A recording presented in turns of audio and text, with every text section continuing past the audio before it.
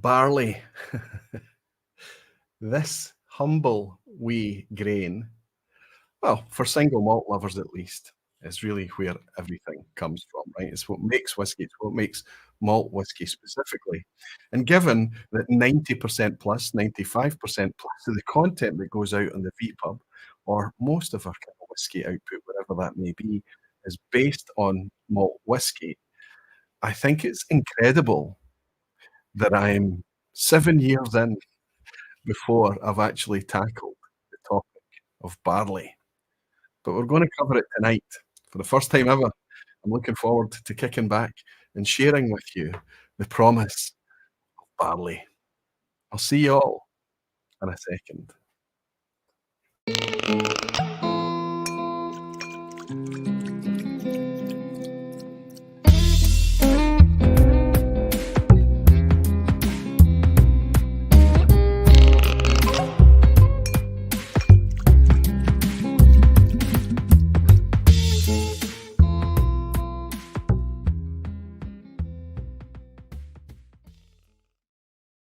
Hello, whiskey folk. Hello, everyone. Welcome to Thursday night. Welcome to the vPub. I'll say at the start of things, I know that last week I promised you after the guest session we had with Ralphie last week, I suggested to you that this would be a solo session with just me tonight. And that was the plan originally. I decided that I didn't need to be an expert on barley. I didn't need to know the ins and outs. And I didn't need to know about production and handling and all of these things. And I just needed to think about it from the enthusiast side. So I could get a wee bottle parade out like I have off to my left here of different examples of different barleys, how they've been handled, how they've been produced, how they've been grown even, and talk about the impact in the glass, talk about the different flavour potentially, the different value, all of these things like I do for any other bottle parade style vPub. However, as I'm sipping these whiskies and as I'm thinking about these whiskies, it became very, very obvious to me that it would be nice if there was somebody out there that could give us a bit of insight, help us along, somebody that would speak openly and candidly and have hands-on experience as well. And the theme I'm going to make sure I focus on, certainly for this season of the vPubs, is to mine our community, to elevate our community and prioritize our community, and more than anything, celebrate it. So I'm picking up from the knowledge of the community, last week's theme, right, and going forward with that this week. How? Because I reached out to one of our community to invite them forwards to support us in this topic tonight. And the guy who's supporting us tonight is somebody who buys barley, different varieties of barley, who handles them and produces whiskey from different varieties of barley. I've got one or two on hand here myself tonight, and that is Per Kaldenby from Smögen in Sweden. I couldn't imagine a guy who'd be better placed to talk about this in terms that we'll want to hear about, we'll easily understand, and we can maybe relate to as they manifest in the glasses in front of us. So that's the plan for tonight. I'm excited about it. Per's sitting in the background getting ready, and we're going to kick that off very, very shortly.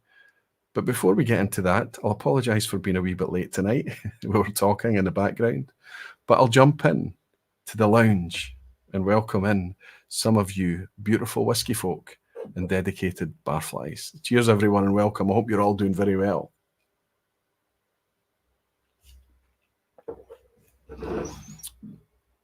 Good to see so many of you in. Fantastic to have the support. Looking forward to it. Let me scroll up a wee bit and catch some of you tonight as you're settling, picking up your drams, putting up your feet and chatting to each other. Welcome. Rick Johnson is in. Good to see you, Rick, my friend. Good to see you. Saying good afternoon from foggy San Francisco, Roy. And fellow barflies, 1 month until Legfest, and I can't wait. I know I've got to get my finger out and actually get some things sorted for Legfest. There's so many spinning plates right now, but it's all good fun. It's all very, very positive stuff, and I'm excited to welcome you, Rick, and everyone else that's going to be coming to join us for an informal gathering in Glasgow. It went very well last year, so we're going to do it again. It's the 28th of September. There are no tickets for this or anything. We might be doing a dinner firsthand like we did last year. We'll all get together and have a meal, and then we'll wander around to the Bonaccord in Glasgow, and we'll have a bit of a manic and good fun gathering. So I hope to be able to meet quite a few of you on the 28th of September. Looking forward to it. Bruno Martins from Portugal is here. Good evening, Roy. Glad to be here.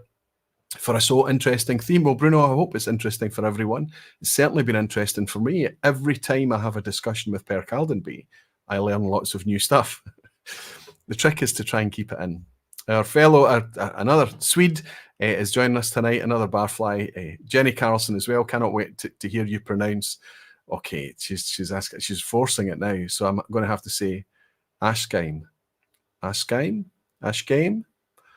I hear that there is another Swedish word that I could tumble into pronouncing. If I pronounced it the wrong way, I might be swearing in Swedish. So I have to be careful, don't I, Jenny? There's quite a few Swedes in tonight, not least my guest and yourself, Jenny. Good to see you. And Conor McKenzie is here as well, the peer and colleague of Jenny, saying, evening, El Capitan. Good to see you, Conor. I hope you're keeping well, buddy. And it's fantastic to welcome you in here. My pal Max Kreitner from Austria saying, good evening, Roy. Really looking forward to tonight's theme. Something I really know almost nothing about. Same as me, Max. Which is why, rather than just doing a kind of bottle thing from the enthusiast perspective, which is fine and valid, it's going to be good to have some insight. Whyte is here as well. Good to see you, Whyte. Didn't realise you had not devoted a vPub to barley. We've talked about it several times, though, in relation to Golden Promise, etc. We have, Whyte.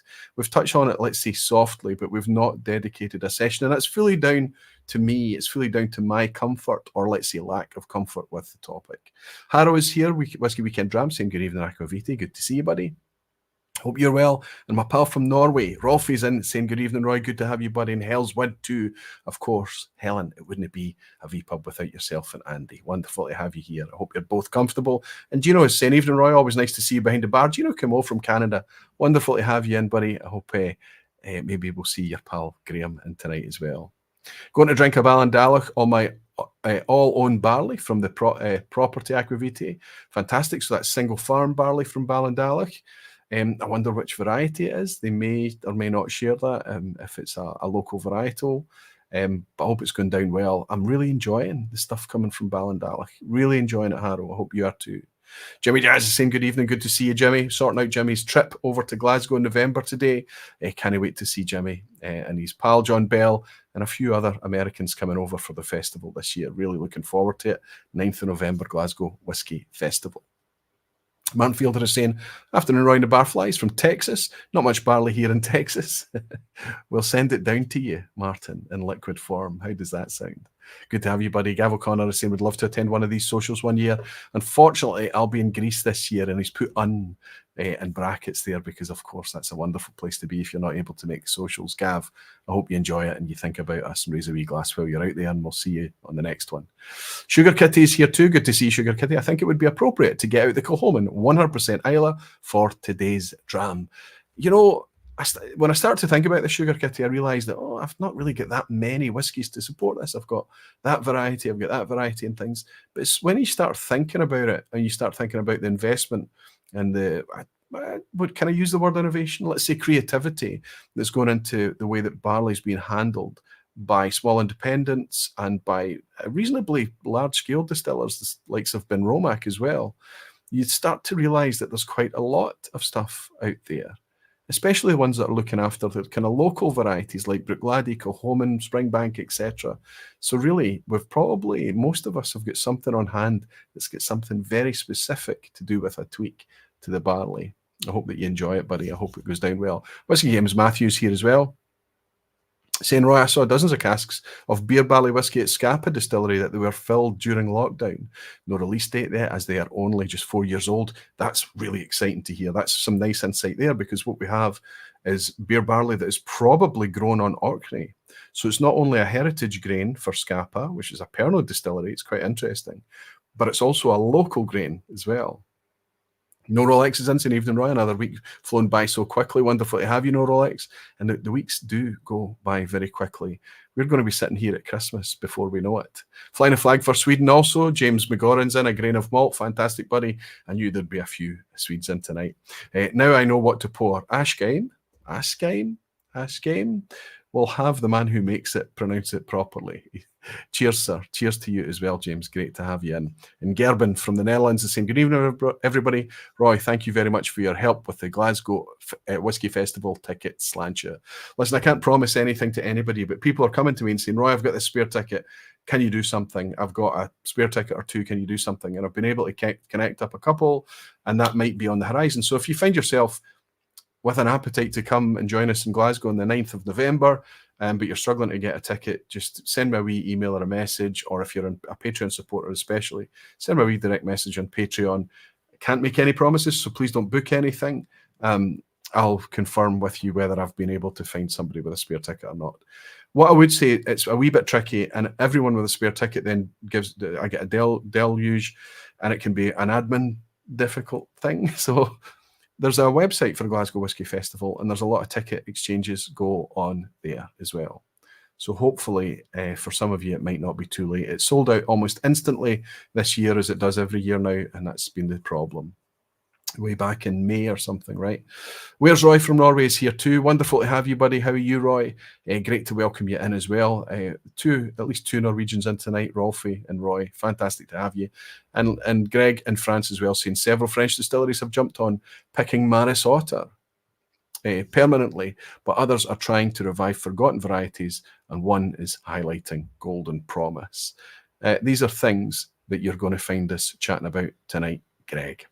David Hong is in, and he's bought me a wee dram already. Fantastic, David. So great to have you in, buddy. Always generous. No comment or anything like that. So I'll just raise a wee glass to say thank you for your generosity.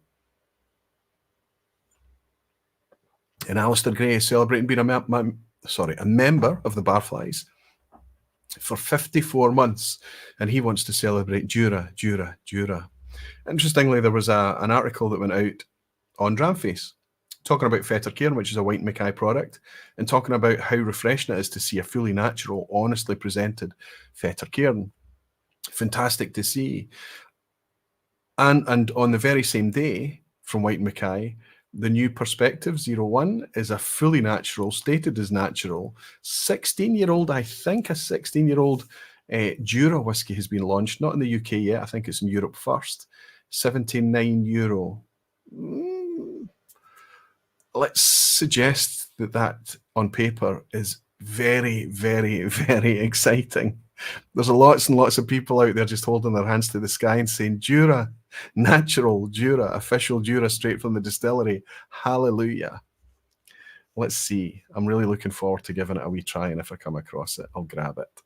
But great stuff. Any producer that's kind of turning things around, they don't need to turn around the whole ship, right? Just some things it can be both, right? They can look after mass market products and have a product placed to look after mass market, whatever, but they can also release products that are going to get us excited to talk about their products positively as well. I think it's important. How are we doing for time? Good stuff. George Ellis saying, hello, Roy, from two Arizona boys. Looking forward to the subject tonight. So George in Arizona, Scott Allen in from Arizona as well. Scott and Becky, fantastic. We've also got Tom Oettinger, who's usually coming in from Arizona, but he's actually in Scotland right now with his wife, Michelle. And we've got Drew from Arizona that's often picking it up on the replay. And I know that that's going to be the case for him this week. So to everybody from Arizona and beyond, welcome in. Fantastic. I'm enjoying this little pour, and it's been a while since I've had it actually, and I decided to pour it for tonight. It's not particularly on theme, or let's say it could be on theme, but I don't actually know if it's on theme or not. This is a distillery, Glengoyne, that was once famous for using at least partial amounts of Golden Promise in the vatting, and this is a 17-year-old. I think that this was bottled somewhere between 2005, 2006 and 2012. So it's been in glass a long time. I think there's a wee bit of the taste of that, and there is a wee bit of old bottle going on, or let's say there's a funky fustiness in it. So I'm left to wonder whether that's anything to do with the older style of Glengoyne or the fact it's been in glass for a while. But I'm really enjoying it tonight. I'm really enjoying its depth. It's kind of quite a leathery thing. 17 years old. So if we go back, we're talking about somewhere in the order of late 80s into the early to mid 90s for this wee Glengoyne. And that's what's in the glass tonight, just to get me in the kind of frame of mind for this type of thing. Now, as I say, I don't know if there was Golden Promise in this. We were told that that was the case. Golden Promise started to fade out of favour in the 80s and the 90s. But Macallan, Glengoyne, maybe one or two other producers as well, hung on to a little bit and used at least some of it in their production in order to retain some fascinating quality that perhaps for a lot of distillers was later dropped. Glenn Duncan is here. Glenn, I know we're in touch about those T-shirts. Good morning. Watch the vPub. Listen to the ocean roaring. Nice start to the day. Aye, of course, Glenn, you're all the way down in Australia. Wonderful to have you in early in the morning. I hope your Friday is starting very nicely. Okay, how are we doing now for time? A wee drams coming in from Donner Pass Whiskey there, Tim. My pal Tim just confirmed that Phil and Deepa will be joining my wife and I at the Ridge Tahoe on top of the cliff above the South Shore on October 9th and 10th. Can't wait to take them to Taylor Creek, Salmon Run. We might see bears. That sounds fantastic. So Phil and Deepa have been on the channel. Tim, Donner Pass Whiskey's been around the channel for as long as I can remember. And the idea that they've met up and they're able to go and do a wee activity together on the other side of the world, it may be, but still that fills me full of the warm and fuzzy feels. That's fantastic. And Bruce Bernard is celebrating being a member of the Barflies for 30 months. Thank you so much. Tim, Donner Pass Whiskey, I hope you have a fantastic time. Thanks for your support, and thanks to you, Bruce, as well. My support comes from Patreon. Tim is a patron supporter, and he has been for a long time. That's where everything exists from. That's where I can earn an independent living from. However, the Barflies that support by signing up under YouTube membership, I never ask Google for money. Barflies have taken that off the table. I don't need to do it anymore. I can keep the vPubs and all the content on the Aquavitae channel completely ad-free because of the support of the fantastic Barflies. That's how that's all set up. Warren Turner is saying, that's me away on family dinner duty tonight. Can't wait to catch up on replay. Godspeed, Barflies. Nice to have you in as always, Warren. And thank you so much to the people who do pick it up on the replay. It's wonderful to hang out with all of you live here tonight. It's great to have your support. 300 of you in just now. But thank you. Seriously, thank you to the people that pick it up on the replay, and especially the people that enjoy it podcast style. It's really appreciated.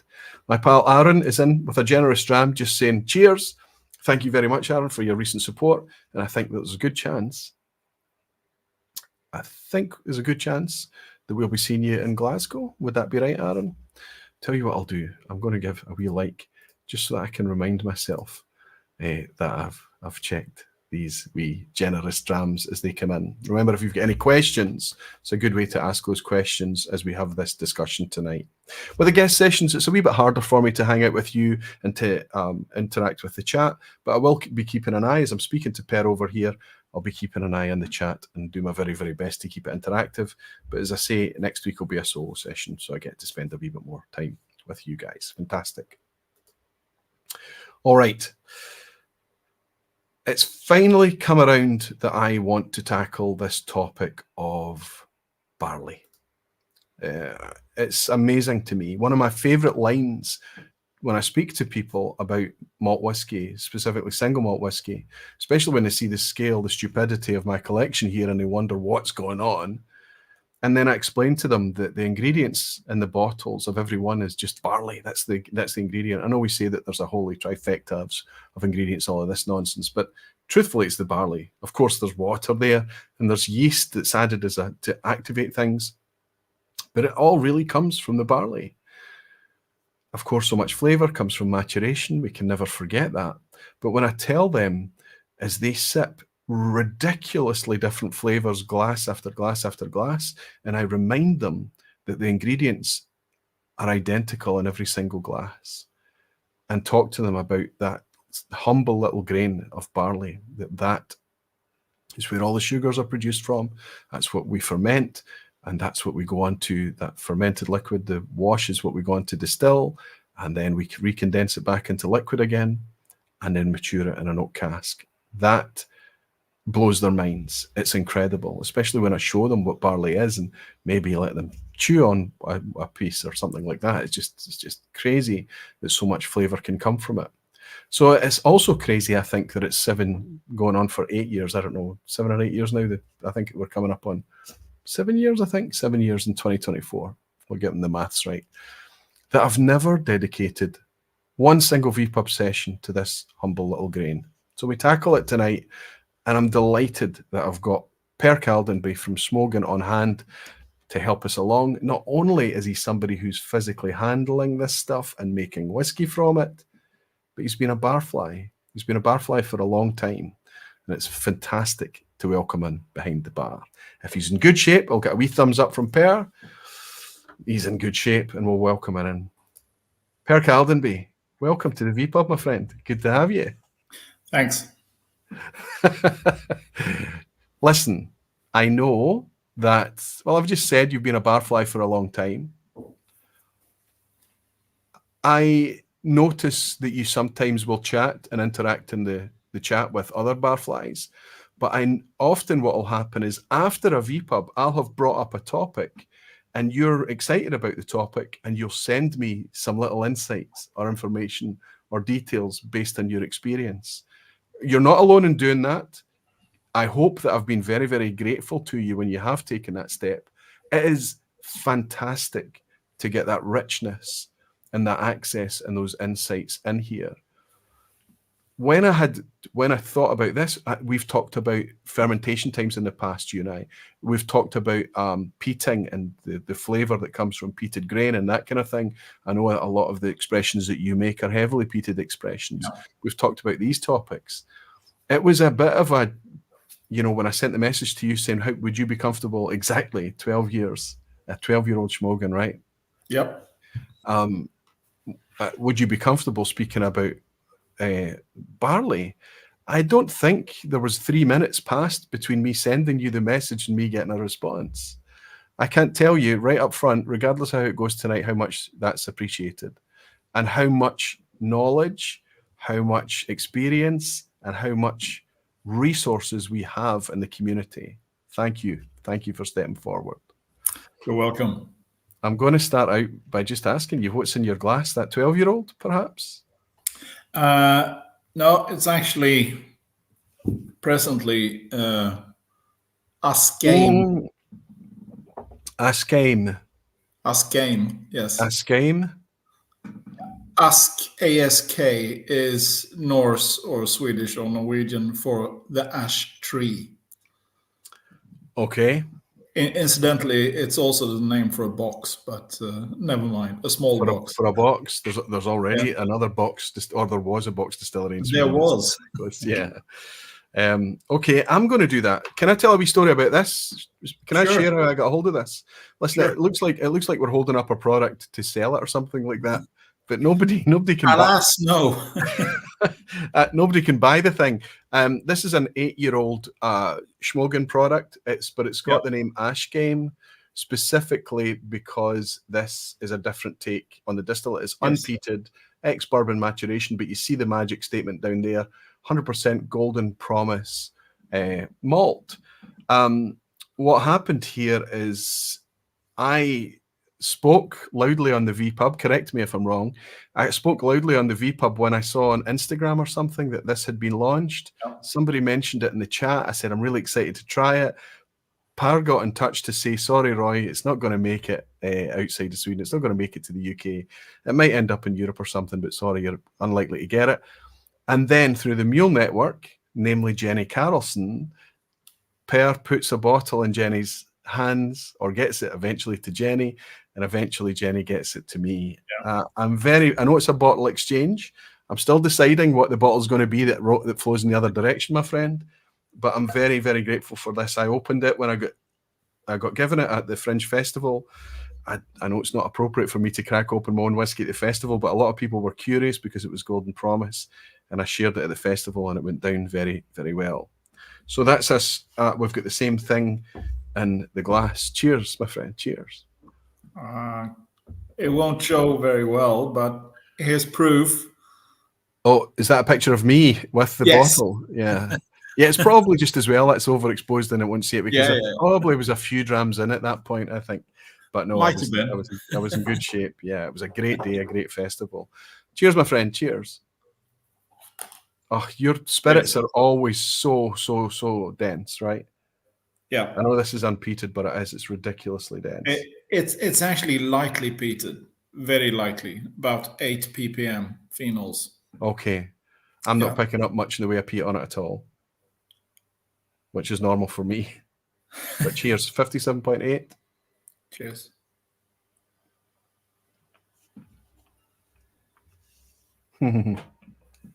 Okay, it's not fair to compare because I've just come from a 43% Glengoyne. Oh, well. Wow, all the lovely acidity Nice sharp bitterness in the finish there. But the arrival is this big, thick, dense. I always make a joke about Smögen, and I'm not being, I hope it's not seen to be rude. The Smögen, the idea I get from Smögen, the typical ones, this is a gift to me from Stefan Novak, who must be your biggest fan, a guy in Germany, buys pretty much everything that comes out with the brand on it. But he gifted that to me, and I always have the sense when I have a dram of it that you could drink it with cutlery. You know, it's so dense. It's really one of those drams. When people talk to me about having a really high strength spirit and enjoying a spirit, I say when you connect with the flavors of these things, the density especially help you slow down and appreciate the thing.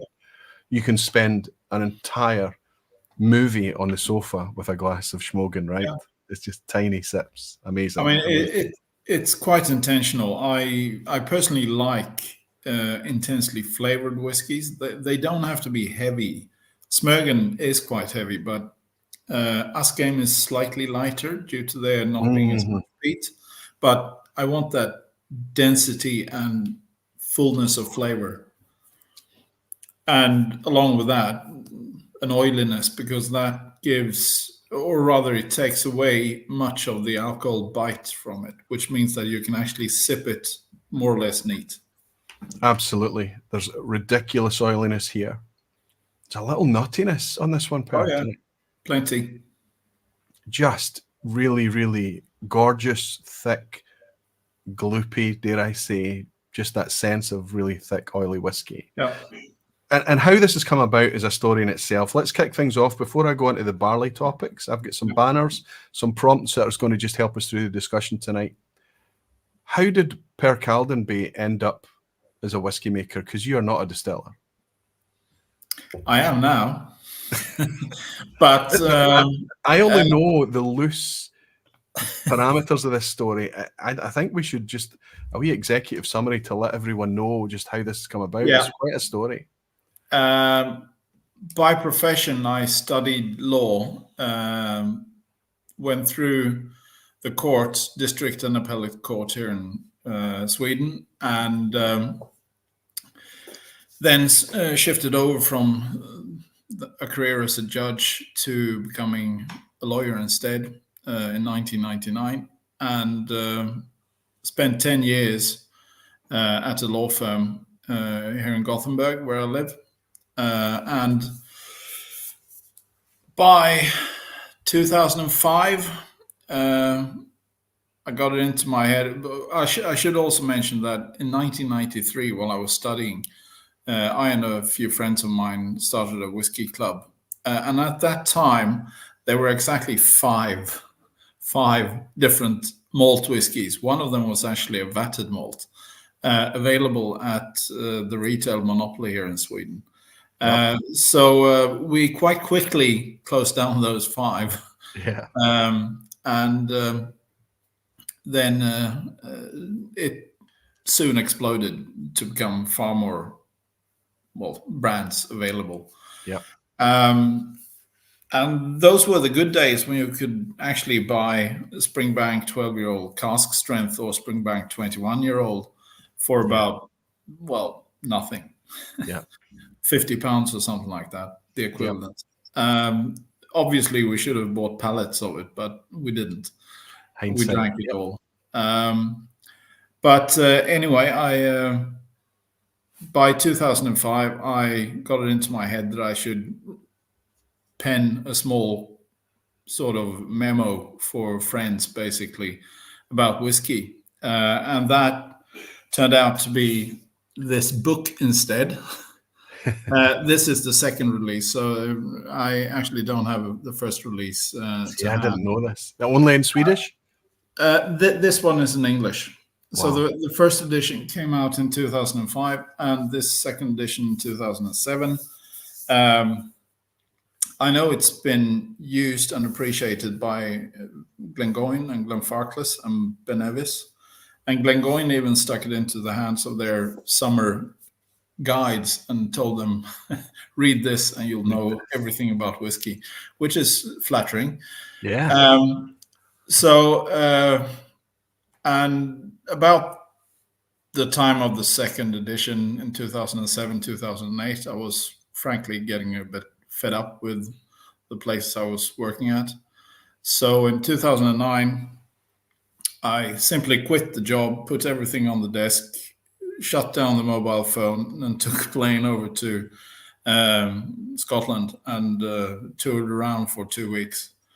And when I got home, I started, planning and constructing Smögen distillery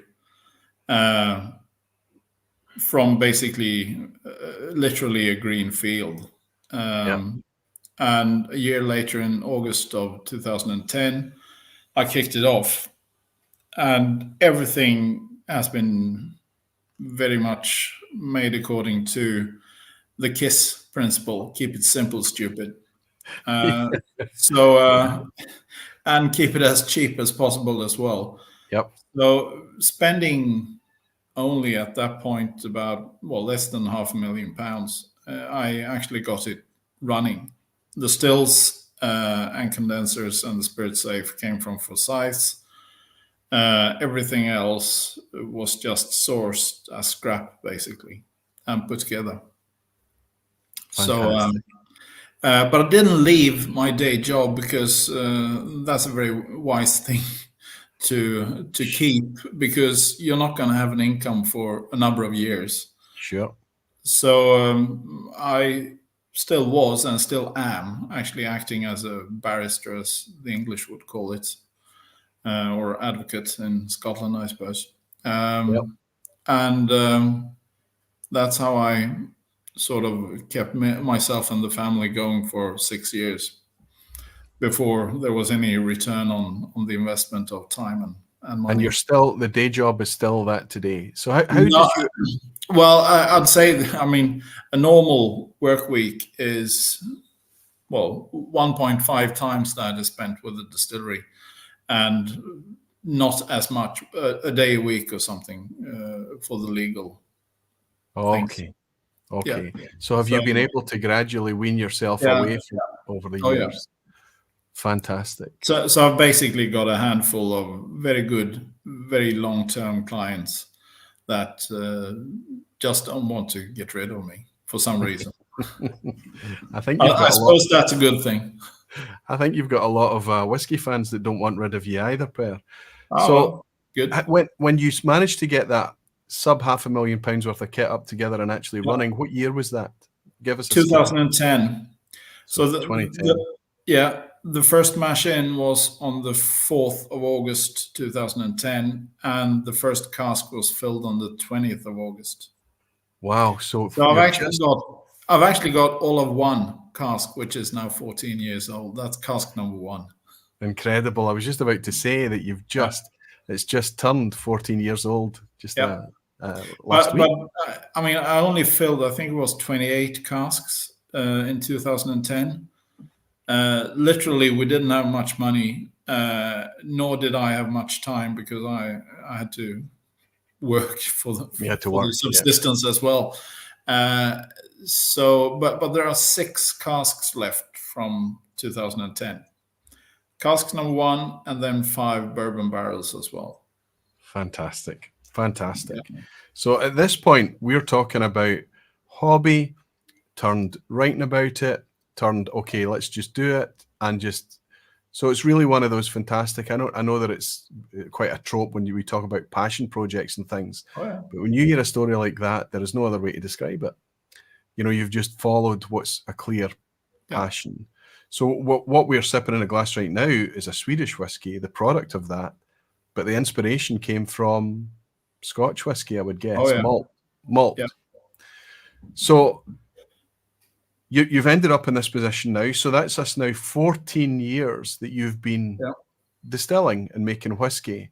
You're making more than 28 casks a year now. Oh yeah. But you're hardly. People ask me all the time, well, what's your volume of production? And the capacity basically is guided by the fact that I've got 3-day minimum fermentation time, and typically it's 6 or 7 days. because I tend to work 3 days a week up at the distillery, and then Yep. spend the rest of the week doing admin and legal stuff. Yeah. So I usually say that it's at least 10,000 liters a year. Because I mean, Yep. the wash still is 900 liters. So at least 10,000 litres a year. Are you prepared to share with us what your largest year of production is to date? The highest number of casks, not counting the small, really small private casks, the blood tubs, Yep. was 77. We're actually smaller than Daft Mill. Much smaller.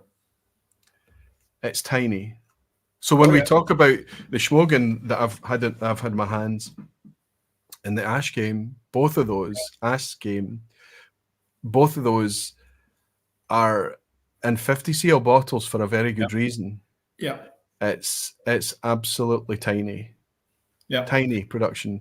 I think you must be one of the smallest distilleries in Europe. Actually, no. One of? We're one of, yeah. But we do have a number here in Sweden alone, which are smaller. Wow. So still, but I mean, pretty much. I mean, the equipment, the stills from full size back in 2010. Basically, I had to sort of decide the volume from how much the stills cost, because it was more or less a straight line. If you want 900 liters, then it costs this much. If you want 2,000 liters, it's more than twice. Yeah. So, I mean, it was directed. I made the stills as large as I could afford then. And it's still the same stills that you're operating with today. Still the same stills, yeah. And for scythes, you obviously got in before everyone else, because it started to get busy at the time, but it's nowhere near as bad as it is today. It's years and years and years, isn't it? Oh, yeah. Highland Hamish is saying, I'm late tuning in tonight, just back from a golf-themed whiskey tasting at the Murray Golf Club. Slant you to all the Barflies. Good to have you in, Hamish. I hope you've had a nice night, and it's nice to welcome you here. And Jimmy Legg is saying, very interested in the topic. Great chance to learn. Thank you guys for your support. Cheers, Hamish. So we've got a sense of what brought you there. Yep. We've got a sense of scale. But now why I felt you were a perfect candidate to step forward and talk about barley. How many people are involved in the process, whether it's dealing with the grain, whether it's dealing with mashing, fermentation, distillation, maturation, bottling, all of it? How many people are involved? One. And you've still got a day job. Yeah. Listen, this should inspire anybody out there who's got an inkling to just, come on, to just do it. I know it must be hard. I know it must have been challenging. I know that there's continuing challenges for you even today, Per. But there are people right across the planet enjoying the product that you make because of the decisions that you took. It's incredible to me. But anyway, that aside, that's why you're here tonight, because if we're going to talk about this humble little seed and how it affects the liquid in our glass, I can't think of a better person. Let me preface everything by saying that when I came into Whiskey Per, the general thinking, the doctrine, the dogma, the information in all the books was the same time and time again. Barley and the variety of barley, in my experience as a master distiller, as my experience as a blender, my experience as a whatever position they held in the industry, didn't make much of a difference to the end product. Barley, so what they were chasing and what they continued to chase, of course, was yield. The farmer is chasing his agricultural yield per acre, and the distilleries are looking at the quality and the makeup of that product in order to determine their distilling yield, how many liters they can produce per ton. And that was just it. So I'm going back 10 years now, typically as a time window. But if I look at the landscape today, that's completely different. So before we go back to suggest that those people were wrong, They were not wrong. They were absolutely right. But what they didn't do was to contextualize, to talk about what kind of barleys they're using. Because if they're using the standard varieties of the time, the most popular ones, the latest approved barley, whatever it may be, it's true that the step change from one strain to the next was probably so insignificant in terms of production that we couldn't taste the difference. But what we are seeing today is Smögen, Ardnamurchan, Arran, Bruichladdich, Dornoch, lots and lots of, the list goes on and on and on, in England as well, and the Cotswolds. They're all good whiskies. Fantastic, delicious whiskies who are playing with different varieties of barley and showing that, I think you answered it best when we talked about this in one of our discussions. It's not that it does, it's that it can, which is a huge difference, right? Oh, yeah. So let's just throw it up there so that I can hand it over to you and let you riff. Does barley variety make a flavour impact? Well, as you already gave it away, it can make a difference. It can make quite a difference. Yet, in most cases, it wouldn't make a difference. Yeah. You typically have one or two dominant barley varieties at any one time and a couple of less volume ones going in parallel. And then new varieties come on who are more resistant to disease or give better yields or whatever. Yep. And the step from one of those to the next one or one of the parallel ones will probably not be noticeable in the glass, because remember, it's always in the end what's in the glass that counts. So you have to take a greater leap in time and a number of barley varieties down the line historically to be able to get some sort of difference. And for me, I've absolutely loved many of the rare malts bottlings from Diageo, and most of them were 1970s distillates, and that's the actual period when Golden Promise was at its most dominant.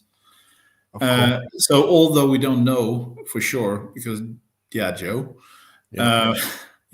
or UDV, or any producer back then, to document these things would have seemed superfluous, right? Yeah, but we know that Golden Promise was quite dominant in the 1970s, and it was first accepted in the 1960s. I've loved them, and being fairly old to the game of whiskey, I've always loved whiskey, the flavor of it. But I mean, that density of flavor, which is exactly what I wanted to recreate with Smögen and Askeim, it's there in those old bottlings, older distillates. And it's later on been confirmed by even older distillates than that. That's something I wanted to recreate. So I thought about, why not try to find something? Yet you have to appreciate as well that Smögen is a heavily peated whiskey. Typically. The Dante you've got is actually an exception to that rule, because that's lightly peated. It's still pretty smoky. Fairly, but it's just slightly more smoky actually than the Askeim is. Not much more than that. But that one is as unique as the Hound on the label, which was my former dog. And it's not something I've really done after that until 2016, or actually 2015, when I took the decision, let's try, there he is. Let's try some Golden Promise. So I bought 5 tons, five large pallets of it from Thomas Fawcett and Sons in, was it Norfolk Country? So despite it being something that's fallen out of favour in the distilling industry, you can still go to a maltster, a contractor, a supplier, and buy Golden Promise today. Yes. That was a brewing malt. pale ale malt, because that's what there is. There is no, to my knowledge at least, there's no actual really Specific for distilling. distillers. Yeah. No, and that means in itself, if you have a brewer's malt, you will get slightly less yield because you have lower enzymatic activity. But never mind. I wanted to try it to see what happened, basically. Yeah. And you have to know that processing unpeated or low peated malt, as it turned out that I could actually get them to impart some peat into it, is different from a heavily peated one. So the cut points are different. The mashing is not that different, but slightly. And the wash still in particular wanted to foam over just by looking at it, more or less. So you had to be really careful in the processing of it. But it gave exactly what I wanted, a very rich, oily, fat spirit. And I like very much to have a very malty spirit. And Smögen in itself is very malty, but you've also got the heavy peat. Take away the peat more or less and up the maltiness even more, and that's the spirit for us game. Yeah. And Golden Promise is also known for being quite a gloopy or oily spirit, or giving an oily spirit in itself. So I just said that that's a good decision. Let's buy more. And then from that, So even from the new make, and through the process, you were excited by using this thing. Basically, from the first mash in, and my mash tun is entirely manual. I actually use a shovel to rake it, to distribute the grist with the water. So you're rousing your own mash, a little bit like what we might have seen in Glenturret up until fairly recent years. So, something like that, yeah. So you're actually standing there in that steam, that malt-filled steam, and if you haven't sensed the aroma and taste, because you can literally taste the flavor in the air, you will then, because it's everything up to 12. Yeah. And it's such a lovely aroma. It's like being in a pastry shop or something. It's fantastic, because at that point it's still very sweet, obviously. Yes. Yeah. With all the sugars in it. So that's the job of mashing. That's you trying to extract. Yeah. Sugar. Yeah. Yeah. And my mashing is actually different to almost everyone else, because I use only 2 waters. I don't use sparging in the third or fourth water. So I don't retain anything for the next mash in. I use only the 2 waters, and both will become worts going to the wash back, which means that I extract less of the grassy, husky notes and more of the core flavor from the grain. And is that because you're starting production and then stopping, and starting and stopping, or is that just your preference? That's part of it, but I actually thought about it, because how should I handle this? I'm not going to be in continuous production at all, because I can't, being alone. So I thought about just cut out the third water, take away the need for, the bacterial infections that might arise from saving the third water, etc. And how about actually letting that impact? Because I usually have a problem with the grassy notes. Personal problem. Yeah, personal problem. I mean, it doesn't mean that a whiskey is bad. I can actually appreciate some grassy whiskies as well. But typically, if there's one note that I've got a problem with, it is an excessive grassiness. Okay. So I thought a lower temperature, a lower max temperature, and less time with the water meeting the grist should give you more of the easily solvable sugars and starch, and some of the, shall we say, well, the peat, for instance, the phenols on the husks, they will dissolve fairly easily, while the husks themselves, with the grassy notes, will take longer to dissolve and become part of the worts. So, yeah, let's go with that, and let's hope it gives me a really good malty flavor, and it did. Obviously, that in itself probably cost me 10 to 15% of the alcohol yield.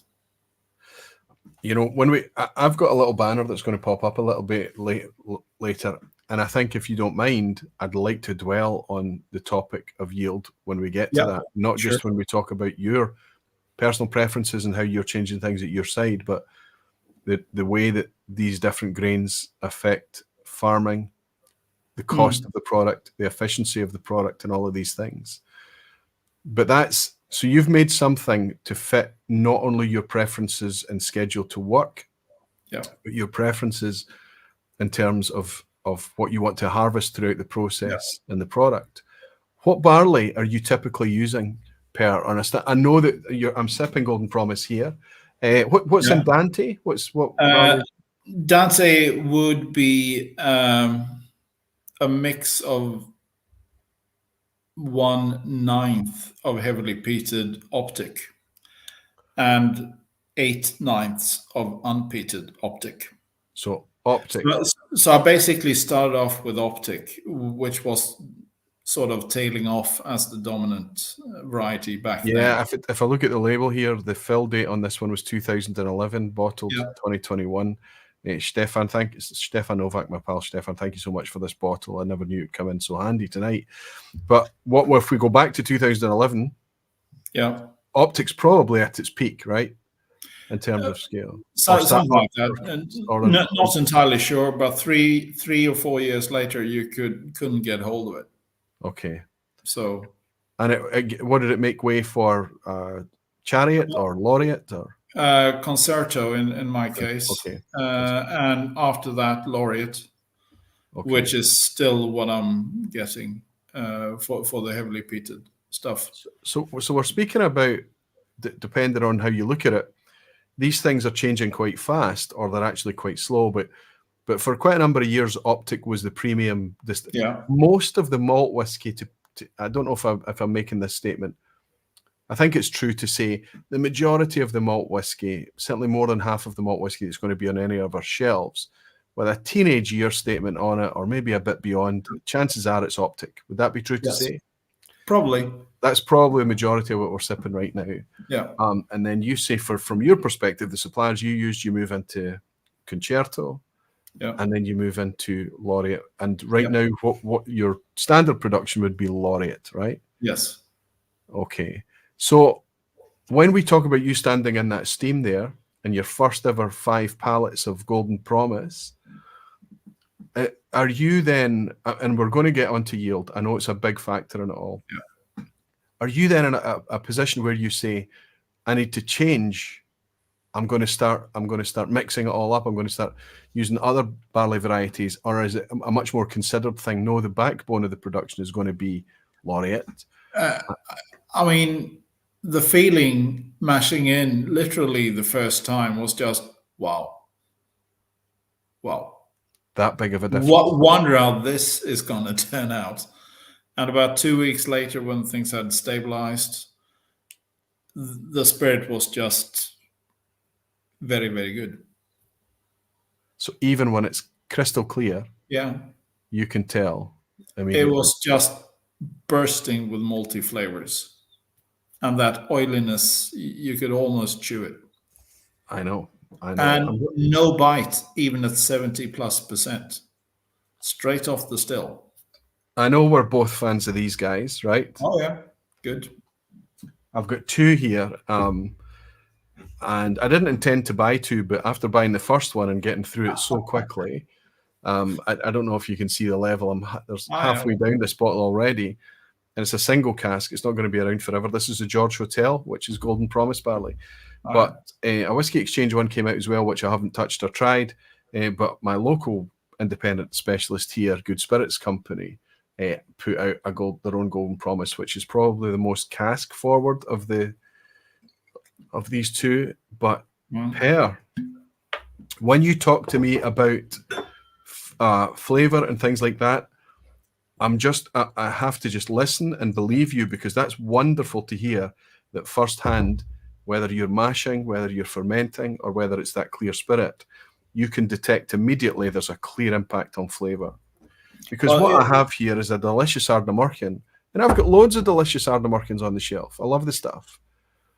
But yeah, fantastic. But what hits us with the first sip of this, and I suspect it's hopefully going to be the very same as when the Ash game that I've just been sipping of yours, is the texture. Yeah.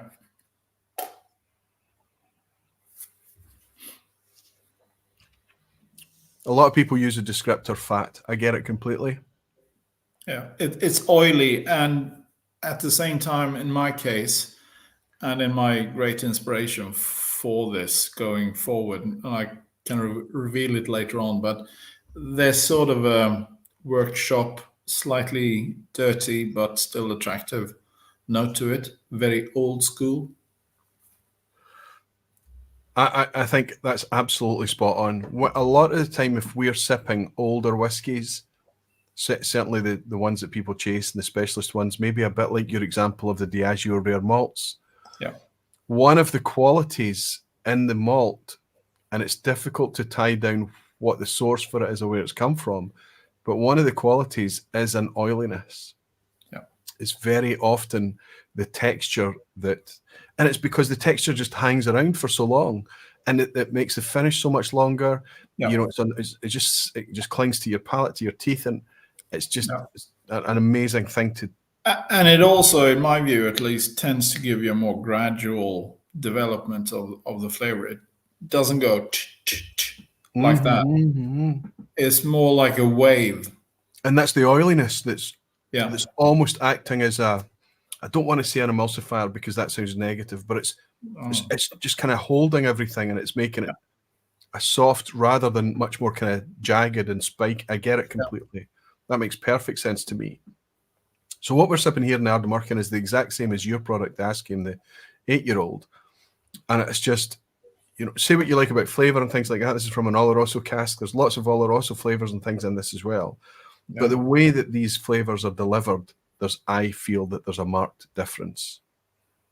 So just that we've come from your optics, your concertos, and now your laureates, and now we're talking about Golden Promise.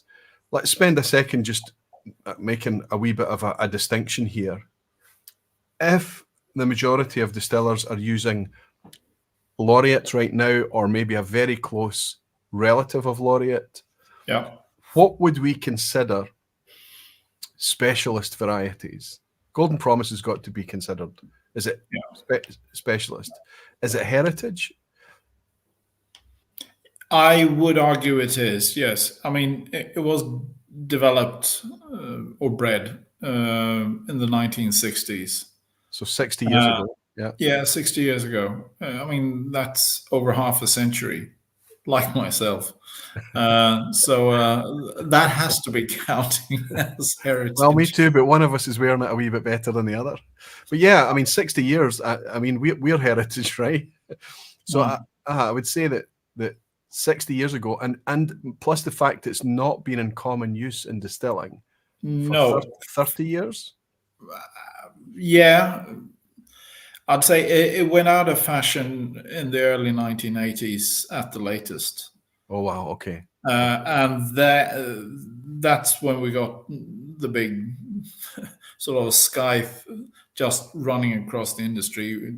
Diageo or UD closing down bunches of old famous distilleries.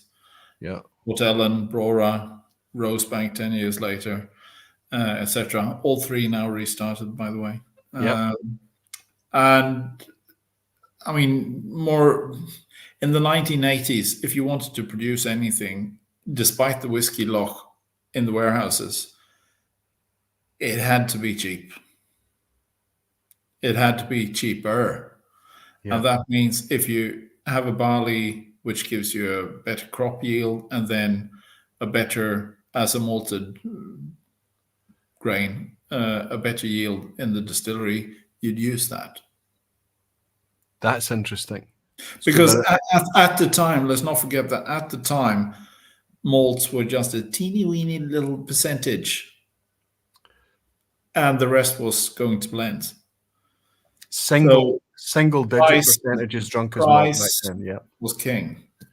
absolutely. Yeah, and it was really almost everyone, including Springbank back in those days, would have been making a seasoning ingredient, a malt whiskey to be added to the blends. Yeah. Yeah. Incredible to consider. And I never even appreciated before that there was probably a little bit of a handshake there between the end of Golden Promise and the start of whiskey's black years, I suppose, is from 1983 onwards, right?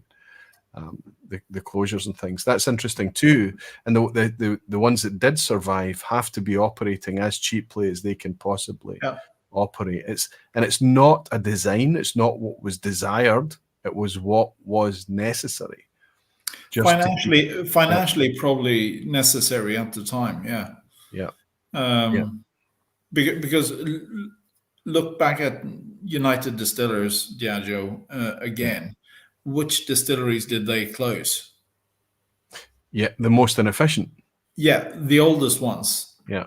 Unless they were just unique, like Talisker or Lagavulin, or huge factories like Kalila, Clynelish. Yeah. Now, both Clynelish and Kalila happen to make very good whiskey still. Yes. But, I mean, they closed Brora. Yeah. They closed Port Ellen. I think they closed. They closed. It's understandable why they would close Port Ellen, but I think they closed Brora before they realised what Brora was about to turn into, right? Certainly. Yeah. Certainly. But as we've already discussed, at the time, malts were just a non-entity. So all of this stuff that's sitting there maturing during the years of the whiskey loch, that was probably the malt whiskey that got you into whiskey in the first place. It was. The majority of that would have been as we've established Golden Promise. It makes sense that you have an affinity there. Yeah. And it's fantastic that you've made product with it. Yeah. And got the benefit out of that. But I know from speaking to you the way you're thinking, the way that what you're like. What's on the horizon for you? You know, just Laureate or whatever is the flavour of the moment, and Golden Promise, or are you going to be wanting to look? Is this inspired you to do different things, other varietals? I mean, having processed the first 5 tons of Golden Promise and being exceptionally pleased with the result.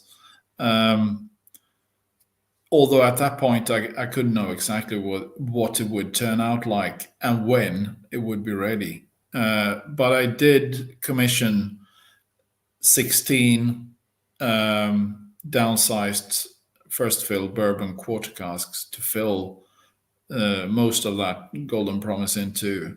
And the Ascane bottle here contains 7 of those. Okay. The other ones obviously still being in the warehouse, but I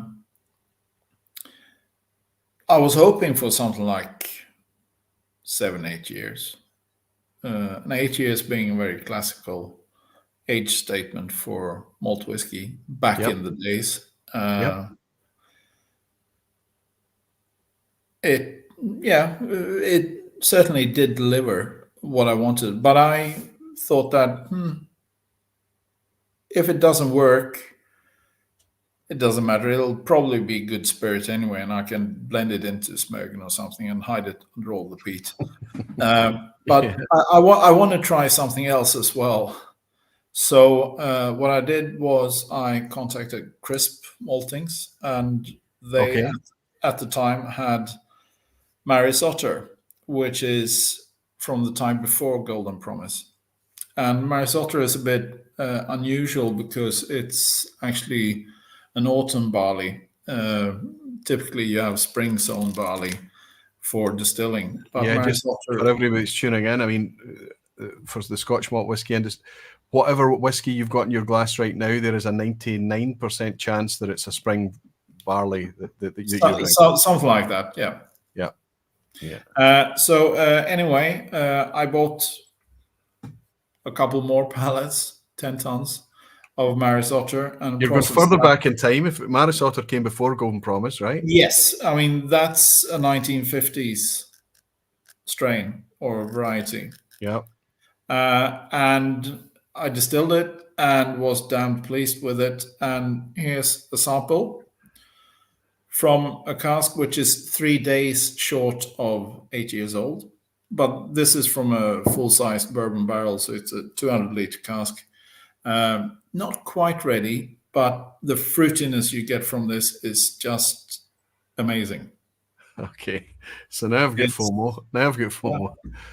So well, no one can get it yet. Yeah, okay. Well, it's not a product yet, but it's in development, and that's. I don't know if that's an exclusive that you're sharing with us tonight, but are you pouring that out a cask sample then? Yeah. Okay. This is I usually take whatever I've got. This is an old sample from actually William Grant and Sons that I had lying. Balvenie Doublewood. I probably got this about 20 years ago or something. But they can be reused, those bottles. Absolutely, yeah.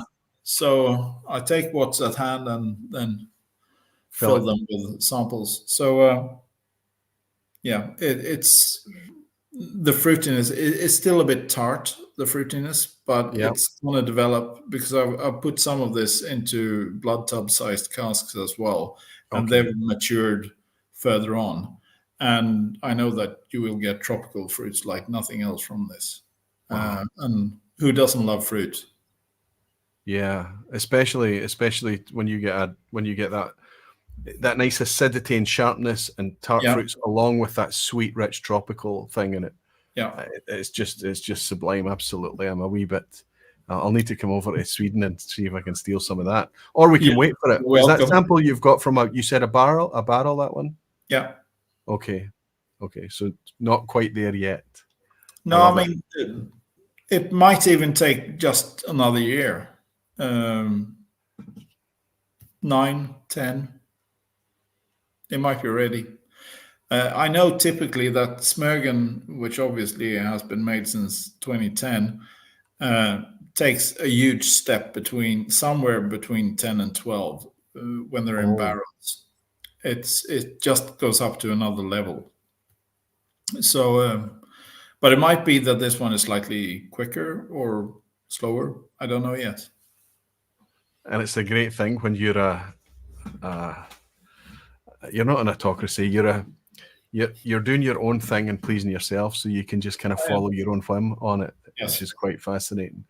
Jimmy Legg has bought us a wee dramper to say, amazing, I've never even mowed my entire lawn by myself. Can you tell us what Per's handle is in the chat? You're just... I haven't actually written anything in the chat tonight. Yeah, he's just Per Cal. So I'm saying Per, I think that's the right way to pronounce your name. Yeah. But it's P-A-R, and the A has is it an umlaut? It has 2 dots. The 2 dots above it. 2 dots. It's pronounced like P-A-E-R. Per. Per. Or like a pair of shoes, more or less. Well, yeah. Same word. Same sound, I mean. Per. Same sound. Per Caldenby. So he's just P-A-R, Jimmy, Per Caldenby in the chat. He's been in the past, and hopefully you can get a hold of him in the future again. But what's his handle in chat? But he's impressed by your industriousness, as we all are. And Daniel Williams as well from the Netherlands bought me a wee dram to say like and subscribe to spread the Aquavitae love. For your information, malt stock tickets available until the 1st. Thank you very much, Daniel, and thank you very much, Jimmy Legg. You just reminded me, I forgot to make a wee announcement as well. The online Scotch Whisky Awards that Ralphie and I opened up the public nominations harvesting last week. They're supposed to be closing at midnight tonight. A flurry of messages today saying, people, how long have I got? How long have I got? So I'm going to let it run until about late afternoon tomorrow before I kill it off. The reason I can't let it run any longer than that is simply because there's so much admin involved in taking all your nominations and sorting it into things that we can actually use and put into the mix and going forward or whatever. So that I should probably share that link with you. I can probably do that right now. So for everyone that's tuning in, if you want to get involved in that, you've probably just got a few hours left, but I'll drop the link in. And what I'm doing here is I'm sharing with you a link that can help you potentially formulate what the nominations will be this year, because whatever the community suggests, it'll be put into the mix, and the core contributors will be asked to nominate their own nominations or put forward their own nominations. But also, as they do that, instead of them picking 2 of each this year, they'll have 1 of each, and then they have to pick one that's already been put forward by the community. So I'm going to pin that link there just for tonight. Like I say, you've got a few more hours to go ahead and get your nominations in. Apologies, Per, but I wanted to make sure that I announced that and let people know that there's a few more hours available from it. Thanks, Daniel, and thanks, Jimmy Legg. Tyree Kai saying, just tuning in. Tyree, by the way, is also a distiller. He writes for Dramface. He's saying, have yet delved into the reasons for different flavours and textures and different varieties yet. I don't know if we'll get quite into the weeds. I suspect that if there was a session pair between you and Tyree, we would make podcast Whiskey Geek gold. I'm certain of that. Oh, right. You'd end up down in the Doodle the Drama saying, right, you everyone I'm off the chariot. Oh, he's making wee puns now as well. Thank you, everyone, for the fun. Thank you, Aquaviti, and of course, Per, for the fantastic whiskey school lesson. Going to watch from 30 degrees Germany next week. Doodle the Drama. Hope you enjoy your wee trip. Thanks for hanging out with us for a wee while tonight, and I hope you do pick it up on the replay. Okay, so we're in it. We've established then some specialist varieties: Golden Promise, Maris Otter. I think both of us have one that has to be considered a heritage grain, a heritage variety. Oh, yes. I'm going to uncork one tonight, Per, actually, because this has been up until very, very I think we're both going to have the same grain. Up until very, very recently, this was my favourite Bruichladdich that I'd ever purchased. The Bere Barley from 2008. I bought this when I was over there in 2018, actually, when we made that the Magic of Isla video. So this has been around for a long time, and it's because I'm hanging on to it. I love it so much. I'm so precious about it, the memories and things. But also, in between times, I've been quite happy to rinse other Bruichladdich expressions with barley, let's say, playfulness. Their Isla barley, their which would be, I suppose, their local barley, but they've also got their organic barley, which you've seen appear on the vPub. Yeah. But the one I'm uncorking now is an update, a restock of that. So it's 4 years later. This is the Bere Barley 2012. This was bottled last year, I think. And you're going to join me in something very similar. What do you have? That one that you've got is actually available here in Sweden, but I couldn't guarantee to get it to today. So I skipped that and instead will open one of my absolute favorite bottlings of all time. This is vintage. This is 2004 to 2014, so 9 or 10 years old, Arran Bere Barley. So the same grain, and this is just fantastic. Let me tell you, when that was out, I kind of have a sense that I'm vaguely aware that it existed, but I know back then I wouldn't have had any real understanding of why that would have been such a significant product. So when was that bottling, that Arran bottle that you have in your hand? When would it have been bottled? A decade ago, maybe? 2014. Sorry, you mentioned 2014 there when you were talking. That's the bottling of it. So it is 10 years ago. They did release an 8-year-old at 46% in 2012. And this one would be from the same batch, but 2 years older and at cask strength. So this one is 56.2. So this is incredible. That means that Isle of Arran, Lochranza Distillery, was distilling with Bere Barley as far back is 2002 at least. 2004 at least. Because sorry, both the 8-year-old and the 10-year-old here were from 2004. Okay, 2004. Fantastic. That's incredible to me. So we're not talking about something that's just happened very recently. We're talking about things that have been played around with. I wonder if Arran are still producing anything with beer barley today. It must be very difficult to get. I don't know, but the day after I opened the first of those bottles, now I must have bought at least a dozen of them at auctions, etc. Because this was quite clearly a limited run of, well, whatever. It's on here somewhere, 5,000 bottles or something like that.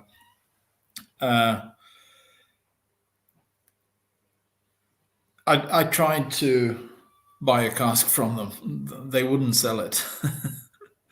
I didn't ask the price, but they didn't want to sell one. Yeah. So there we are. But it's an absolutely fantastic whiskey, brimming with flavor,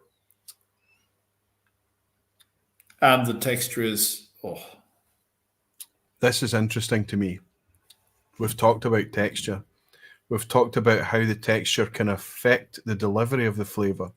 That kind of almost taking away the hard steps and kind of softening the development through the flavour spectrum, right? I get all of that completely. When you're sipping this whiskey, it's hard not to be distracted by the oiliness, right? We're sipping different drams now, but I imagine we're having something of a similar experience here. You get distracted by the oiliness. For me, this is, and I'm very, very pleased about this. This is very similar. Maybe the 2008 one was just a bit more kind of creamy and silver in my memory. This is a little bit richer. I think there's a wee bit more wood here, but the absolutely the sensation is the same. I'm distracted by the texture, by the oiliness, but you are telling me that you detect immediately an amplification of flavor. Oh yeah. The flavors here are distinctly more intense of the barley notes. It's very fruity as well, but it's the barley flavor. I mean, the core, the bready, biscuity flavors. Malty, the malty aspect. Yeah.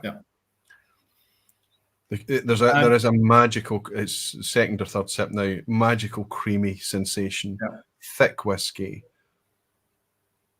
I mean, it makes you grateful that there are people out there. Listen, this is not a cheap whiskey for a 10-year-old. And probably we need to start talking about that and touch upon that. For a 10-year-old, I think this is about £85 or £90 I paid for this. Expensive, but this is very, very small batch. This is a 10-year-old that's made in a completely different ways. We're discussing, we've talked about some of the challenges that you might have making it, but where we talked about Golden Promise being in the 60s, Marisota being in the 50s, how far back do we need to go to a time where Bere was the prevalence, the preferred barley strain? I don't know, but Bere, from what I've heard and read, has always been around. So it's really an ancient. It's not even heritage. It's an ancient strain. Yes. Of barley. Yeah, you're literally bringing back the past. Yeah. So what we have to ask here is that we've talked about the pursuit of yield, both senses of yield from the farm and from distilling. And the impact that can have if you move back to Golden Promise. Presumably it's even more acute going back to Marisota, but surely when we're back at beer barley. So let's just ask the question, how big is the impact on yield? Have you got anything that can help us kind of scale or understand the impact that it has? Well, my mash tun takes 225 kilos of grain. Of grist. Yep. Mixed with 700 plus 350 liters of water. Yep. So 1,050 in all. From that, I will get around 900 liters of worts and wash. The original gravity of a modern strain would be quite high, at around 1,065 to 1,068, depending on how well my sort of shoveling works at the time. Yep. With Golden Promise, you can deduct about 15 points. So you're down to just over 1,050. Okay. 1,055 if you're lucky. So that's quite a chunk. That means you're going from 8.5-ish% down to about 7. Wow. Okay. So it's significant. In the wash. Significant. And if you go back, the Maris Otter, is that similar or? Maris Otter would be very similar to Golden Promise, I'd say, in that respect. Okay. But so that I've done batches of 2 other heritage barleys, which are even older than Maris Otter, Plumage Archer and Chevalier. And Chevalier is from the 19th century, and that rarely even approaches 1,050. Plumage Archer and Chevalier. Wow. And so you have spirit made from these grains on your... Yes. Oh, this is exciting stuff. This is like almost like a little... It's like a glass. It's like a lens into the past. It's like how things used to be. I can't... It's difficult for me to... Why am I feeling so excited about such a thing? And yet... I hope there's some other people out there in the chat that gets a buzz out of just the idea that there's spirit being made from these really ancient things. And really, that's what the privilege that we have that you're experiencing with your Arran, that I'm experiencing with the Bruichladdich here, and that we're going to potentially enjoy more of that. So let me ask you, because you're talking about so that 1.5 points is lost there. Yeah. Anecdotally, I've been told that for an acre, a farmer's acre, you're typically targeting about 3 tons of yield per acre of field in a modern crop, right? Yeah. If it's Golden Promise, it's 2 tons.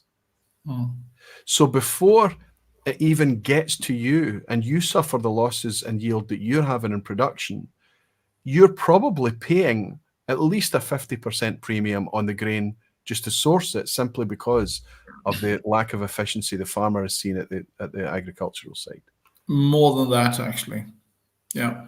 So potentially double the cost. Easy. Because we're not even talking about simple things like the yield. We're talking about it being a specialist thing for the maltsters to stock. Oh yeah. It's not their throughput. It's not their high volume thing. It's a side thing for this. So this helps us understand a lot of these things, that why one 10-year-old product versus another 10-year-old and 8-year-old product. I think we need to, if we realize that we want these experiences and we want these flavors, if we want these things revived from the past, there's a reason that it's going to be expensive. And that's before we even get to pay for it. Yeah, it's going to be a premium. It's going to be a premium. And a premium at every step in the supply chain, right? Yeah. Farmer, maltster, when it gets to you, your production, the way you handle it, the way you have to keep it all and make sure that it's only those casks and it gets through and it's a finite thing. So it all starts to kind of double up at each point. So we can understand potentially why this Bruichladdich Bere barley, and maybe even back in 2014, why that Arran was much more expensive than a standard Arran for you. I must say, Arran, at least up until Brexit took effect, I could buy Arrans straight from the distillery. Not so anymore, which is sad. But at least up until that point, I've always felt that Arran has been quite fairly priced. And I don't recall that this one was, it might have been a tenner more expensive than a standard one, but Yep. not much more than that. Which, to be honest, looking at what's in the glass, it's worth more. I have to say, I'm fully concentrated and focused on what you're saying, Per, but it's a wee challenge because a bit like the Golden Promise that you sent me, a bit like the Golden Promise from Arran and this Bere Barley, it's distracting. These are not the type of whiskies that you sip socially and just kind of forget about, and they sit in the background. It's almost like every sip is going, I'm here, you know, it's a visceral thing. Yeah, it's a very visceral thing. Again, I think it's so much to do with texture, but that texture is helping the flavor pop here. Yeah. Incredible. So are we putting ourselves in a situation that we have to say, this is a privilege for all of these kind of heritage grains, these kind of legacy grains, these things from the past, and if we want to partake in this, we have to view it through a different lens than the stuff that's been made from today's Laureate or 10 years ago Optic, that kind of thing? I mean, it just can't be a volume product. This is art coming into play here, in the shape of the flavors that you can create. I mean, you could probably wreck the specialty of any of these heritage barleys if you wanted to. Just industrialize the whole thing and you'd get nothing more than less alcohol, which is less whiskey, more expensive. But if you treat it right, you can sort of coax the flavors out of it. But I mean, it's more expensive. It's giving you less alcohol, which means that it's inefficient time-wise, at least for me, producing such ridiculously small volumes. Yeah. Anyway, at the best of times. And I mean, it's doubling up. Every step doubles up. It's not something that will appeal to everyone, I think. But it will pay the extra money for the extra. Exactly, because I mean, there is more flavor in these whiskies, and not everyone is wild about more intensity of flavor. No, this is very true.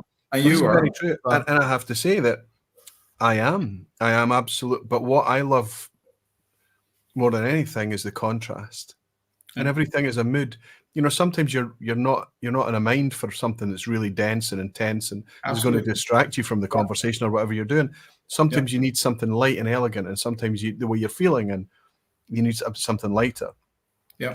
But sometimes when you get poured this, or especially when you're pouring it in a flight, that against other whiskies, the contrast of the density, the oiliness, whether you want to call it thick or fat or heavy or what. It's just it just stands out. And I think that one of the things that we love as flavor chasers is not just to taste another magical whiskey, another magical whiskey, another magical whiskey. But what we love to taste is definition, to contrast and show how magical all the whiskies can potentially be. To have something like this, the definition is a whole new gamut of descriptors. It's a whole new direction that you're going in. You quickly run out of we're talking about density, we're talking about weight, we're talking about oiliness. It's almost like you need to start creating new ways to describe what's happening here. On the palate right now, so I've been talking all that time, but it's ridiculously long finish. I'm still tasting it now to give anybody that's tuning in an idea of the flavor.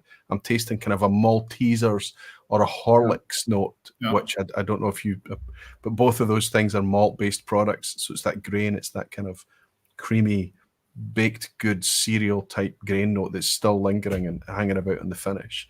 So let me ask you, we're now sipping Bere Barley, which is truly heritage, ancient, as you say. You've gone to your maltsters, your supplier, and paid a premium for your Golden Promise, paid a premium for your Maris Otter, your Plumage Archer, and what was the other one? You were Chevalier. Chevalier, yeah. How about you have to go out now and you have to go and source a few tons of Bere barley. Very difficult is that? difficult. Very. At least if you're not in the UK. Okay, so there's another complex. I know of someone who would produce it, but in very small volumes. Everything is just a question of price, right? No, it's actually allocation. Okay. I mean, I would be willing to pay quite a lot for some tons of beer, but no go. So Not you yet. so you have not Nope. got your hands on any yet. Not yet. So that's how rare that Arran whiskey must be. How rare this Bruichladdich is. Somebody in the chat earlier tonight talking about Pernod Ricard.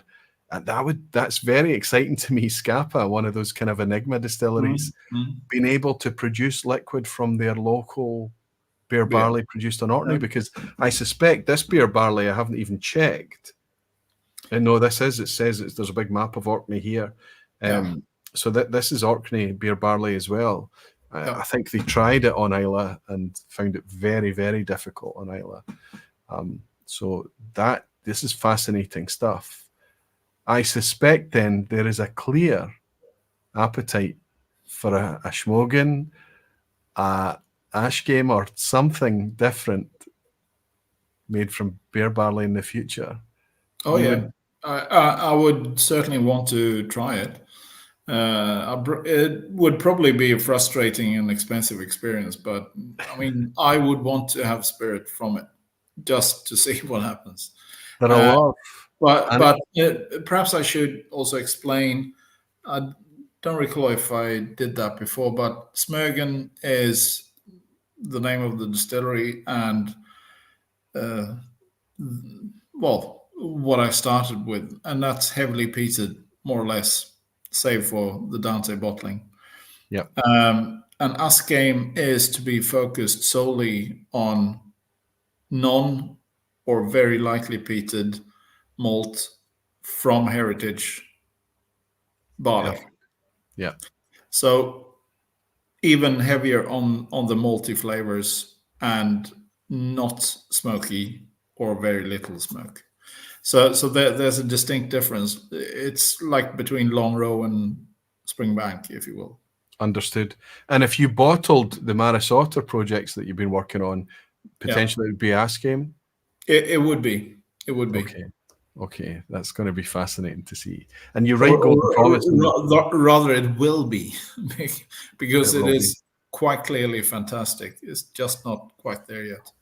Yeah, I mean, I'm frustrated because there's so many bottles I could be. If people are sitting at home and they want to kind of play along with this game, they can go the local barley route. I appreciate it's very difficult for you to get a hold of the kind of Springbanks or whatever, but you're going to be interested to hear Springbank with their local barleys. They'll tell you on the back what kind of strain they've been using. This particular one, the 13-year-old, this is a Belgravia.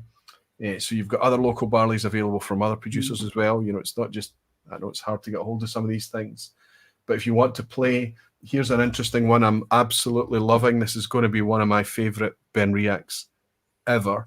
And it's expensive. I can't, but now we've talked about this. This is less to do with the strain, and it's to do with 100% floor malted Benriac. It's one of the things we haven't touched upon, and I think it might be nice to touch upon it, but there's other things out there. If you go to Stauning over in Denmark, lots of interesting barley play, and obviously other grains and things from Stauning as well. But there's a Cara Gold from Ben Romack recently. It wasn't exclusively Cara Gold malt. It was a percentage of Cara Gold in the mix there, something that's quite reasonable and affordable for you to pick up. A bit like what Glengoyne and Macallan would have done, using a proportion of Golden Promise in their mash. So there's lots and lots of different takes. We're not just talking about really simple things like peated and unpeated, or contemporary barleys versus kind of older bottlings, antique whiskies. There are things that you can grab today in order to participate in this as well. But I think what you've highlighted there when I ask you the question about the Bere barley, if per Caldenby you've played with your Golden Promise, your Maris Otter, you're making the Smögen from your regular stuff, it's that different. You simply cannot go out and just buy these things. No. It has to be almost like commissioning somebody to grow it on your behalf. Is that what we're talking about? Yeah. I actually took delivery just last week of 10 tons of Golden Promise from Thomas Fawcett again. And I had to commission them to actually do it on their floors rather than taking it from the GKV maltings that they've also got. This is fascinating. This is fascinating to me as well. So they've got their floor maltings, but they'd rather use the other ones. And if you want the floor maltings, you're going to have to pay, right? Yeah. It's naturally more labor intensive, takes longer, it's more fiddly, it's harder to do than a much more automated process. Yeah. So let me ask, because I've had this suspicion for a long time, and the more people that I speak to that are maybe a little bit more like yourself, Per, a bit more into smaller scale, niche, kind of more, I hesitate often to use the word craft, but craft distilling. When I talk to them about floor malting, it is almost unanimous that their preference would be floor malted barley as opposed to a drum maltings or something that's made at a much more industrial scale. Yeah. Why is that? Why is that? In my own experience only, it would be about depth of flavor. You basically get the same flavors, but you get a bit more oomph in them. When we're trying to describe what sets a typical Springbank out from any other, the thing that's standing obvious is the fact that 100% of Springbank is floor malted. Yeah. I have tried this alongside all the other Benriach I've got on the shelf. Now, admittedly, Benriach. Sorry, Benriach. Sorry, did I say Benriach? Yeah. I mentioned Benriach about their Cara Gold. The other Benriachs, admittedly, it's the 12, the Smoky 10, these kind of regular core range stuff. I've got a gift from Greg up here of the Benriach cast strength. I should try this alongside. But the density of flavour and the complexity and the definition of flavour in this is remarkably different.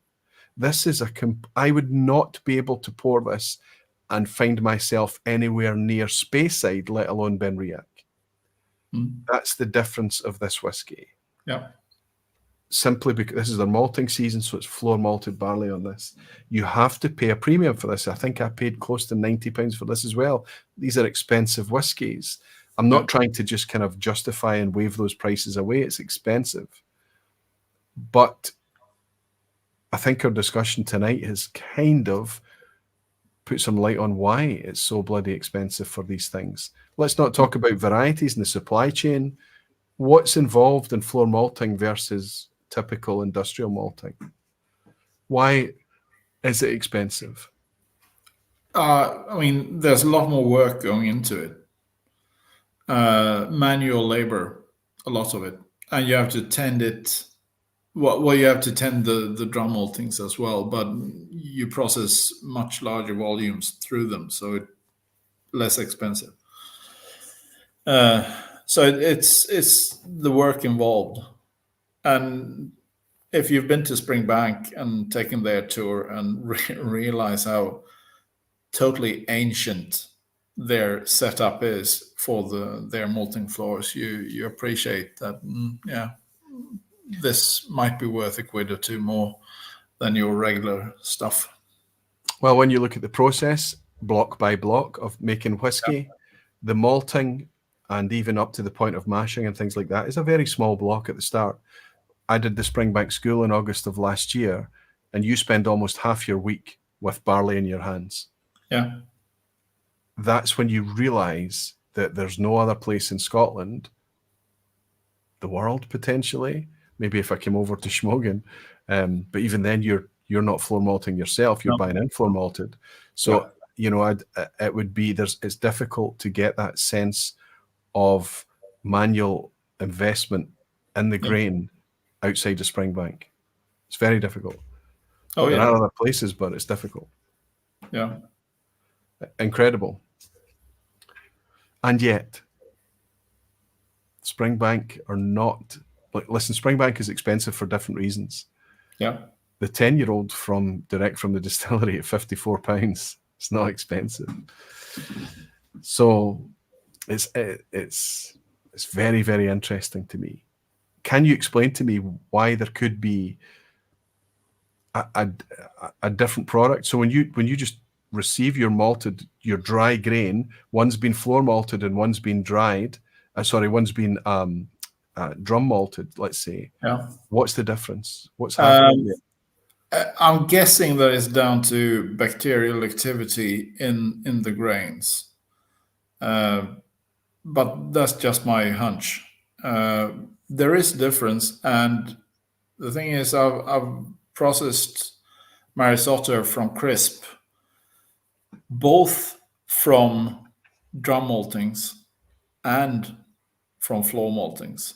Okay. There is a difference. Wow. A positive difference in the favor of... Well, there is, as I said, a bit more oomph to the flavors. It's the same set of flavors, but there's just a bit more power to it. And mind you, that in this case, it's on the positive side, but it might also be on the negative side, because if you get obviously too much bacterial activity, you might get off notes, which you would not be happy about. Of course. So it's like anything. It's like balance, and it's like knowing the right amount to use and things. It's just fascinating. Terrific stuff. Taylor actually's bought me a wee dram to say evening Aquaviti. I hope everyone is well. I've missed many vPubs, but hope to be back soon. Excited to receive and share both Loch Lomond bottles this week. Taylor, you know the rules about the vPub. It fits around your life. It fits around your mood, your moment, whatever it is. Wonderful to be able to welcome you in here again, and thank you very much for the dram. Tim, Dunnerpass Whiskies, bought me another dram to say only second time with these Loch Lomond bottles. Wow, so much going on here. Strawberry and tropical on the 14, tropical blast on the 12, split into 2 bottles to open up. Fantastic. So you're both excited about the Aquaviti Loch Lomond bottlings. Chardonnay yeast, so a different way to introduce different dynamics and flavors into things. Straight neck pot stills from Loch Lomond as well, my favorite type of Loch Lomond. I'm really, really glad that people are enjoying those. I am privileged to be able to bring those to you, and glad that you're enjoying it too. This is Alan, who's celebrating being a Barfly for the last 2 months and saying finally managed to catch the vPub live for once. Thank you for your support, Alan, and fantastic to welcome you in tonight. Per, I'm going to pour something else. I'm going to pour some of this Benriach before I go into your super PT Smögen at the end, because I know you say it's lightly peated, that Dante, but it's a big hefty thing to tackle. So I think I'm going to try a wee bit of this Benriach in a clean glass and see how it stands up to the different varieties and things that we've been sipping tonight, and ask you, and it's always optional, my friend. You're a Barfly, you know how it works, right? You've been around here long enough. I'm also a lawyer. Well, being a barrister, an advocate, a judge, whatever it might be, it doesn't help you too much for the quiz at the end. Oh dear. It's up to you. I think I'm going to jump into the chat for a wee bit. I'm going to take any questions from the community that's maybe that we've left out there unanswered, which is probably potentially infinite, because we've barely scratched the surface tonight. We didn't get into the weeds about any kind of very, very tight specifics. I think there's so much more about barley that we could talk about. Yeah, we've touched a wee bit on malting, we've touched a wee bit on different varieties and things like that, but I think we've covered. If I tell you what, if there's anyone that wants to ask Per a question before we went into the quiz at the end, throw it into the chat just now and I'll grab it, in the hope that Per might be willing to stay and participate in a quiz at the end live. What do you say? Shame time. Listen, and I haven't dressed anything up for you. I'm not aware. I thought that happened. I actually gave Ralphie a couple of Ralphie-style questions last week, but I don't think there's much in the way of Smögen questions in there. I think it's just a regular quiz at the end, maybe hopefully the way that you would want it. Let's see. Okay. Graham Fraser is in. Good to see you, buddy. Fantastic to have met you this week as well. It said floor malted barley retains more oils, says Graham Fraser. Fantastic. Sandro Fazzolari is saying, this is an amazing vPub, Roy, an excellent guest and learning a lot. Thank you so much, Sandro. I'm glad you're enjoying it. I'm learning a hell of a lot too. Justin Wan in Hong Kong, good to see you, buddy. Left the vPub in the background tonight as I'm doing some work. Such dense content. Nice, I like it. He's saying, I'm going to have to redo this on replay. Thank you, Justin. Justin's in Hong Kong. He's hours ahead of us. Very committed. Right. Yeah. Early morning. Yeah. Jimmy Legg is saying, I'd love to know if Bere has any info or experience with Belgravia barley. Nope. Have you touched Belgravia was Springbank's local barley, so I'm making a leap here. Have you touched any local barley to Smögen? Have you used any of your own? Yes. Actually, the 12-year-old that I saw flickering through in the chat, this was released this spring. Limited 1,700 something bottles. This was actually made from 2010 barley that we cultured just outside the... Just as you freeze, just outside the distillery, I hope. Okay, Per, I don't know if you can still hear me, my friend, but I know that the screen is locked at my side. There, you're back now. You cultivated just outside the... Yeah, on the same estate as the distillery is standing on, just 50 meters from the actual distillery. As farmers, we turned out to be pretty lousy, or I. It was a very rainy year, and there were actually large patches of the field where nothing grew, not even weeds grew. Wow. So the result was, if I remember correctly, about between 5 and 6 tons of barley, which means less malt, because that's drier. Yeah.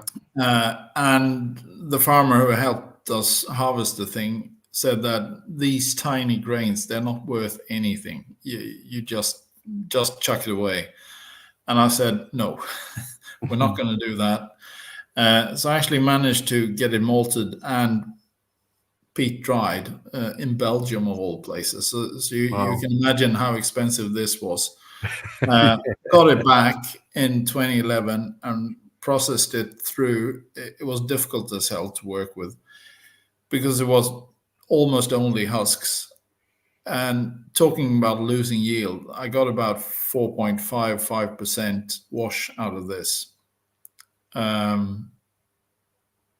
Half, basically, of what I would get from a modern variety. And the spirit came out quite a lot more grassy than a normal Smögen would be, because Smögen is very low in grassy notes, but this one is quite high in those notes. So I've waited for 12 long years. Now it's matured out, and this one is from 3 first fill bourbon barrels and 2 first fill sherry, Oloroso sherry hogsheads. 1 American oak and 1 European oak. Yeah. And age does matter because the grassy notes have been tempered. It's still significantly more grassy than any other Smögen, but it's now quite smooth and full, and it's different. But and we know the grassy thing that you try and dial out is actually a thing. Anybody that loves linkwood, for example, would probably like the grassier notes. A very typical classic linkwood Can often be a wee bit grassy. Linkwood is an excellent example because grassy whiskies tend to need, in my view, to be quite mature, A wee bit older, longer. if you will. And you've also, with that 12-year-old Smögen, you've gone from the kind of shelf that you talk, the step up it takes when it goes from 10 to the 12. Exactly. It does lift up. It sort of mellows out around 10, 11, 12 years. Well, anybody that's thinking about this Benriach that I've been talking about, this malting season, if you are averse to grassy flavors and grassy aromas, I wouldn't recommend this one. This is grassy. This is malty and grassy. It's quite perfumed. And when I say grassy, I'm not talking about dry hayloft type grass. I'm speaking about a wee bit of kind of bright green, almost verging on a wee bit of farmy silagey type grass notes, which I actually quite love. This is quite an acidic wee dram as well to me tonight. So just to kind of define it for people, if people are looking for sweet and fruity, this is not it. There's a funky element to this. There really is. Grain of Malt, your compatriot, he's located in Sweden. His accent isn't very Swedish.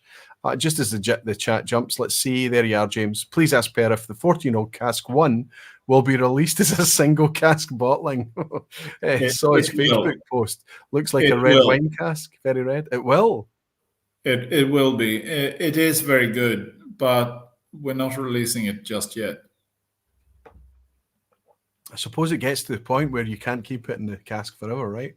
No, absolutely. And it's not a wine cask, by the way.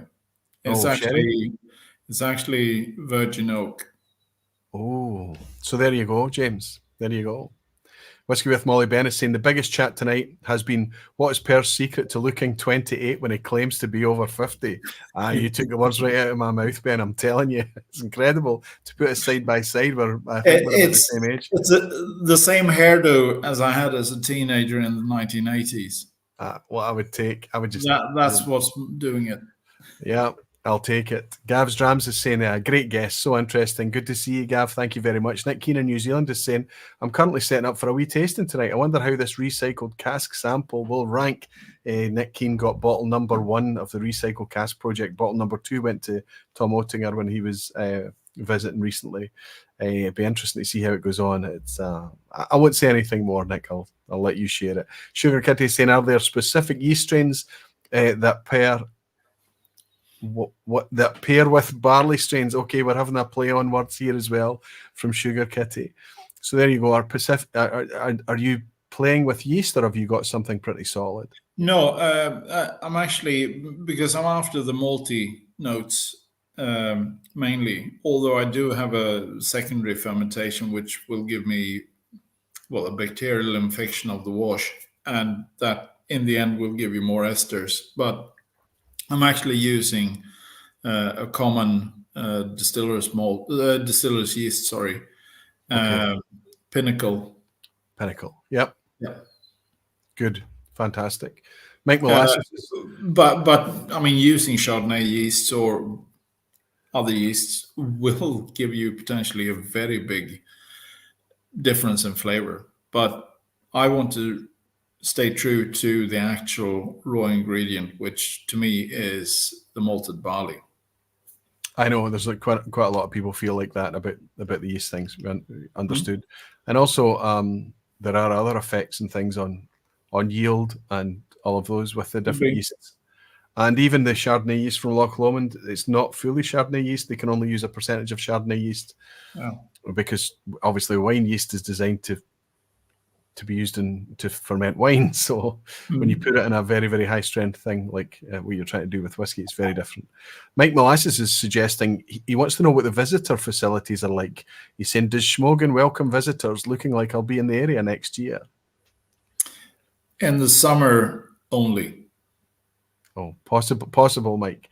So there you go, reach out. Michael Henry from Loch Lomond is actually in tonight, Michael, so good to see you. Wonderful to have you participating. Grain of Malt is saying, I thought the Smögen 12-year-old at Limburg, Frankfurt, if you remember tasting.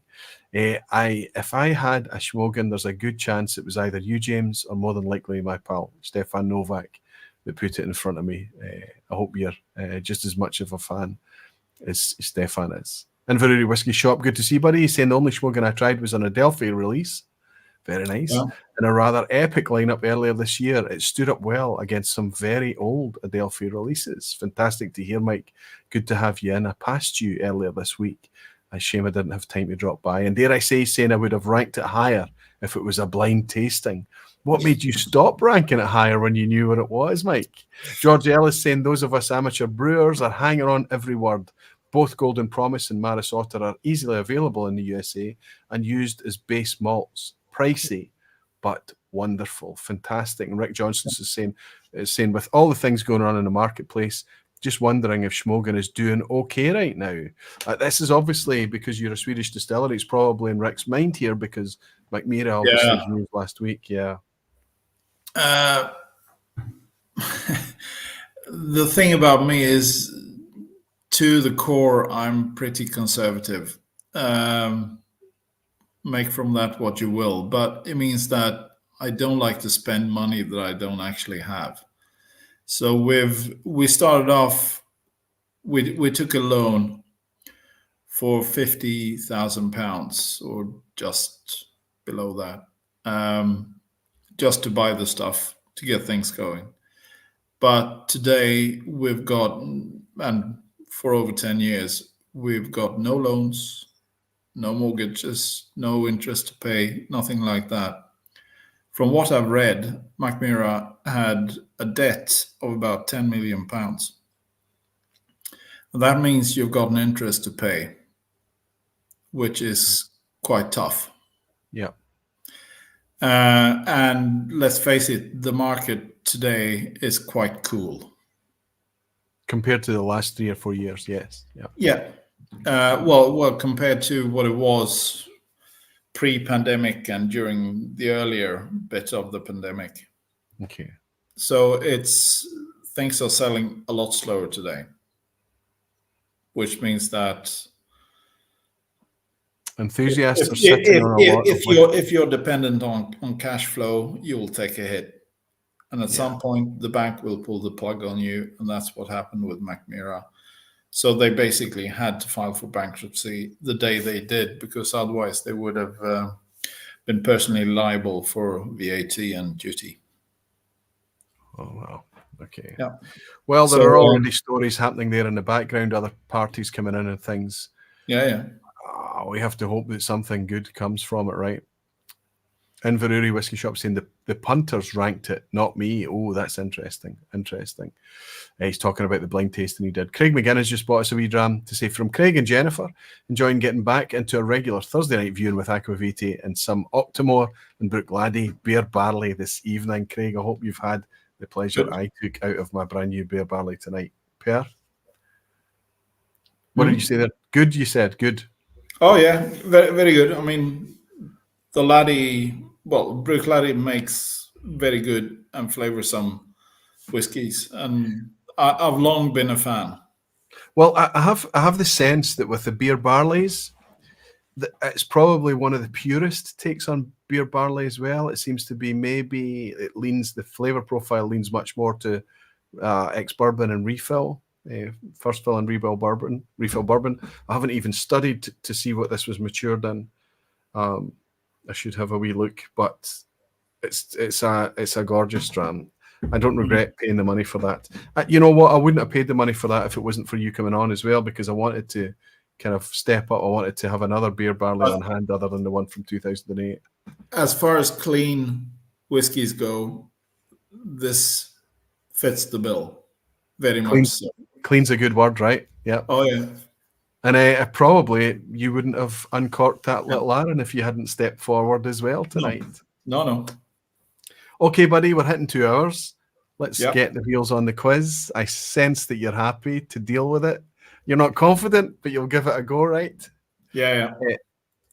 Listen, everyone that's ever participated in the quiz at the end, you know the drill. You only need to share the score if you want to. It's there as meant to be a bit of fun. Maybe you'll learn something, pick something up from it. I've not hung too heavily on the theme tonight because guess why? I didn't really know that much. It's the reason that Per is stepping forward in the first place. So it's a regular quiz at the end. Per can play along with us all and see how we all got on. Thank you very, very much for stepping forward. If you're dropping out now, as we face the quiz at the end, maybe come back and pick it up and replay and see how you got on with it. Anybody that wants to share their scores, they can do. Share it in the live chat or in the comments later. There will be a banana skin or two. There will be an asshat, deliberately awkward questions like there always is. It is the quiz at the end after all. Per, thank you very, very much for your information, for your time, for your patience. I'll thank you properly at the end. Thank you right now for your courage to step forward. You know that what's the pass mark, Per? 5. Is that the target tonight? Per arduam ad astra. It's actually the motto of the RAF, I think. Is that right? Aim for the stars. So you'll take a 5. Aim for the stars. You'll take a 5, but you're hoping for more. All right, let's go with that. Question 1. Which of these distilleries features its own in-house malt floor? I'm going to give you 3 choices, and I'm going to ask you to tell me which of these distilleries features its own in-house malt floor. A. Balvenie, B. Ardnamurchan, or C. Laphroaig. This is Alan, his bottle. Wow, Alan, that's a very, very generous dram. He's saying, just opened my Loch Lomond Aquavite cask. Absolutely delicious.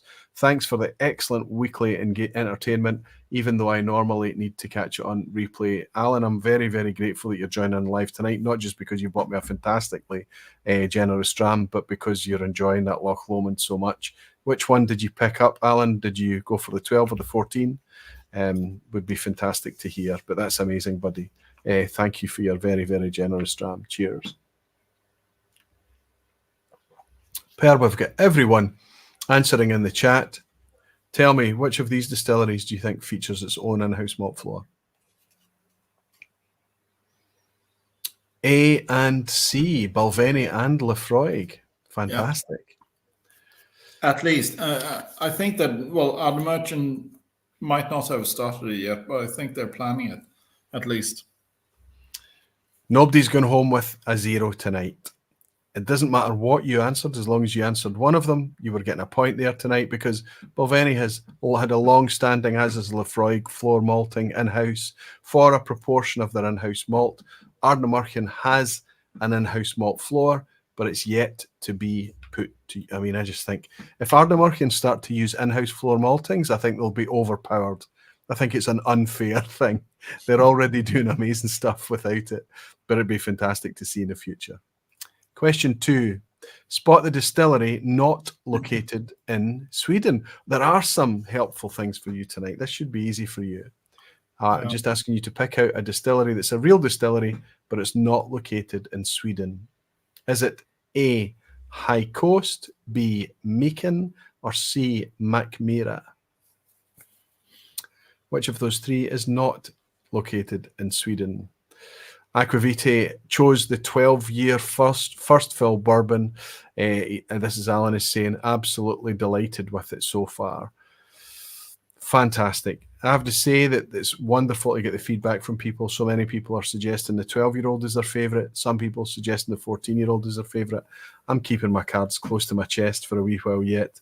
But not least because my favourite tends to change based on the mood as well.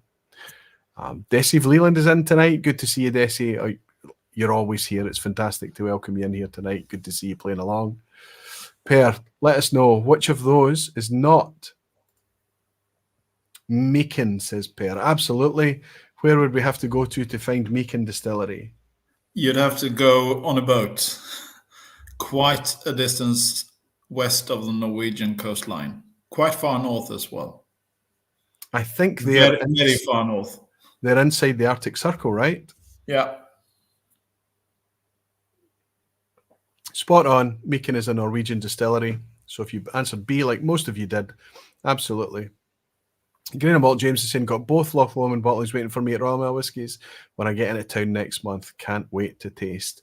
Well, you won't need to open your bottles because I'll be happy to buy or pour you some when you're over here, James. Fantastic. Question 3, which is the most northerly of these 3 Speyside distilleries? A bit of geography required here. Which is the most northerly of these three Speyside distilleries? A. Rose Isle, B. Macduff, or C. Glendronach?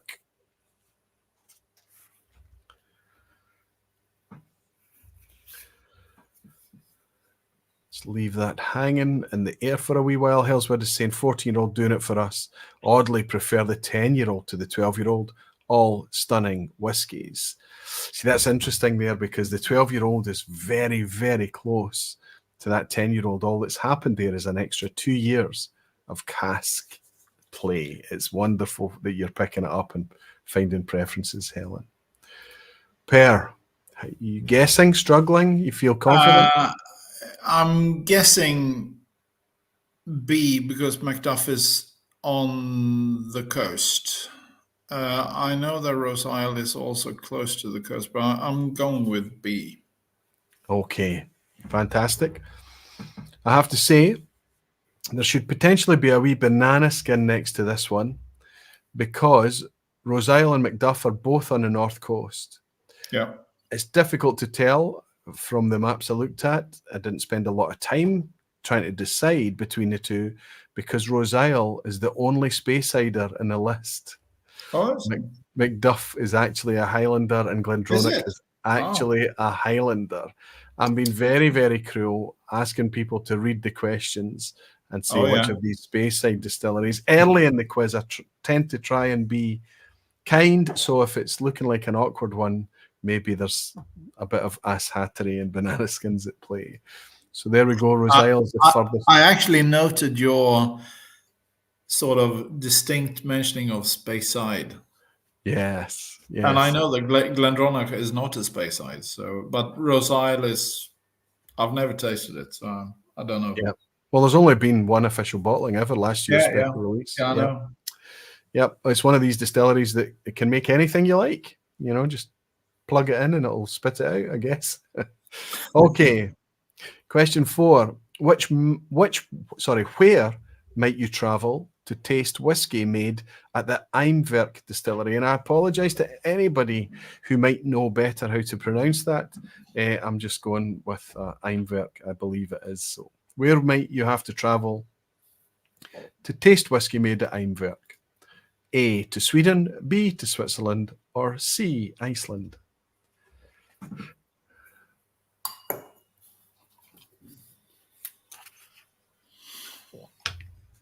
I don't know if it helps anyone, but we have featured at least one, potentially two whiskies from this distillery on the vPub in the past, but it's been a heck of a long time. You feeling confident about this one, Per? Not really, but I suspect that I've tried one expression from this distillery, and I think I can guess which one you've tried. it leaves an impression. Yes, I think Flocky, yes, absolutely. C, Flocky is the whiskey that comes from Eimwerk. And of course, I suspect that Per and I are probably talking about the one that they dry the malt by burning sheep dung. Sheep dung, yeah. Fantastic. Well done. So lots of people. Oh, a 3 out of 4. Something has wiped somebody out tonight. I wonder if it's the same one as you, Per. Maybe I'm going to get a lot of people complaining that there wasn't a banana skin emoji up for that one. Okay, we move into the picture question at the end. Very distinctive stillhouse here. I'm not going to ask you what stillhouse we are looking at. Instead, I'm going to ask you who is the parent company for this distillery. Oh. So as an asshat here, you need to know the answer to 2 things to answer it. Are we looking at A, a Pernod Ricard distillery, B, a Diageo distillery, or C, an Inverhouse distillery? David Shaw's bought us a wee dram saying, good morning from Perth, Western Australia, Roy. Bit early for a dram here. It's 7 a.m, so best you have one on my behalf. David, thank you very, very much. That might be I feel like it might be the first time I've welcomed you. Perth, Western Australia. I've actually got family down there. They went there many, many decades ago. But it's wonderful to welcome you in here. And I hope when your Friday night rolls round, you're able to pour a wee dram and pick us up on the replay, David. Thank you for your dram, my friend. Cheers.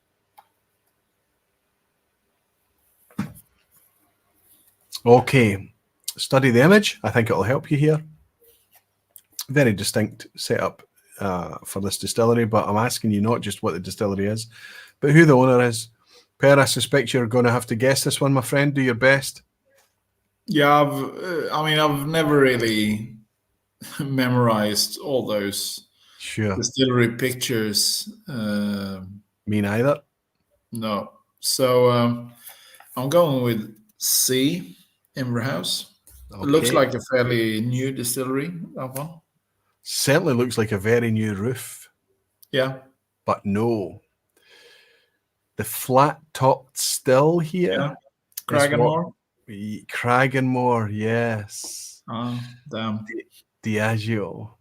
You got it in the end. You got it in the end. Yep. Yep, Diageo, the flat top still is what gives it away. It's been there since the start, since the birth of Kraganmore. They've always had this. There's lots of stories as to why it exists, and it's just kind of one of these. I'm not sure if the facts are true in any of the stories. Surely one of them must be right, but regardless, the flat top spirit still here of Kraganmore, we can see, and that's what we're looking for. They're not just flat top, but the attachment on the spirit still there of the line arm is weird. Yeah. It's actually not at the top. It's slightly below the top. Yeah, it's not made easy for that spirit to get in there, right? No. Yeah.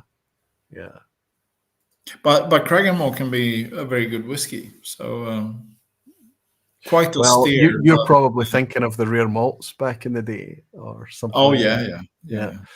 But there's not a lot of Kraganmore out there. Not a lot of Kraganmore available. It's very. But actually, in the 1990s, the 12-year-old classic malt bottling of Kraganmore was very good. Yeah, I haven't had it for a long time, but it was significantly better then, as I recall it, than it was in, say, 15 years ago. I have to suggest the Kraganmore I've got on the shelf right now is fairly bang average, even to my relatively recent memory. 40% here in the UK. I hope that you get it a wee bit higher wherever you are. Question 6. Which distillery has just this week released its first core range cask strength offering at £75? This is quite a common thing, especially for new distilleries and independent distillers. They're bringing out a core range cask strength offering. It's very popular. People like me tend to enjoy it. But which one has just been announced this week at £75? Is it A, Clydeside in the Lowlands, B, White Peak, Wireworks, that is, down in England, or C, Nicknean in the Western Highlands?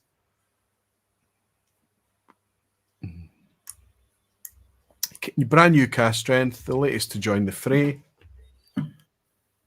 There's a wee Dramface logo here for anyone that reads Dramface or picks up the news on Dramface. The news is not daily. The news is whenever the news comes in for us. But there are daily reviews Monday to Friday. Do you ever read Dramface, Per?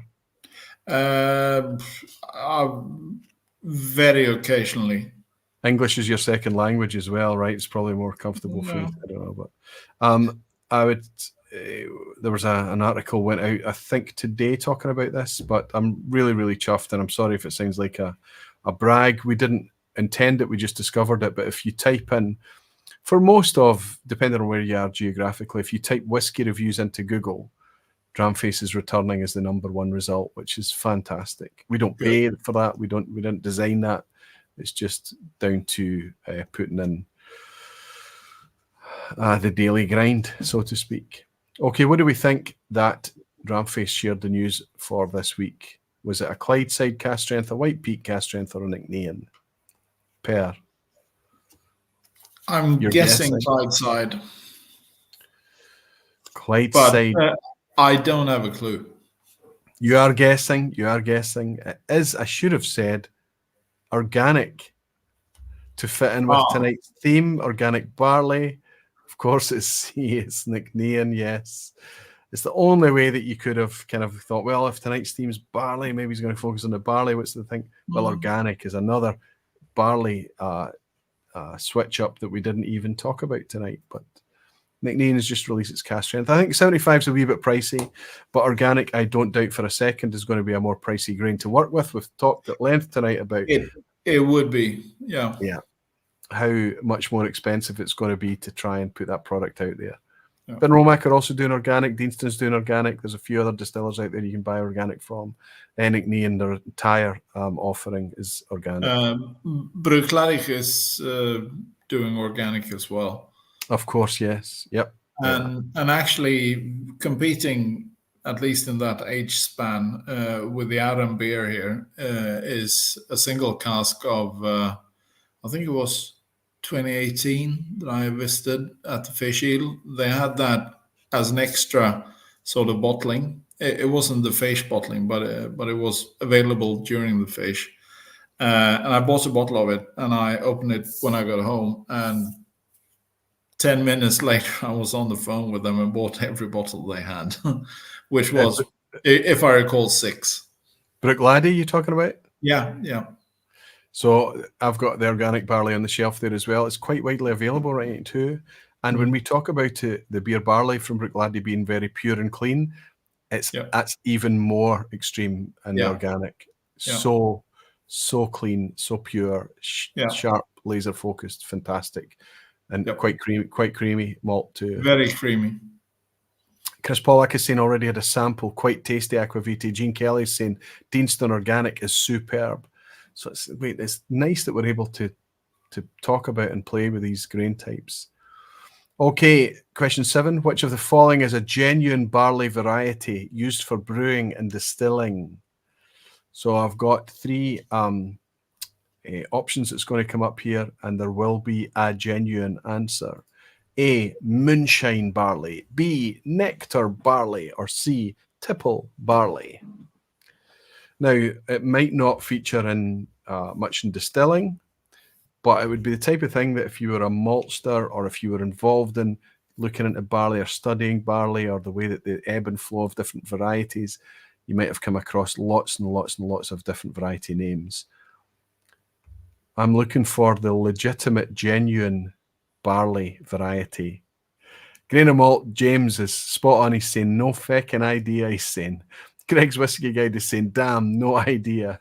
Crowdsourced again, says James. He's going with C by the looks of it.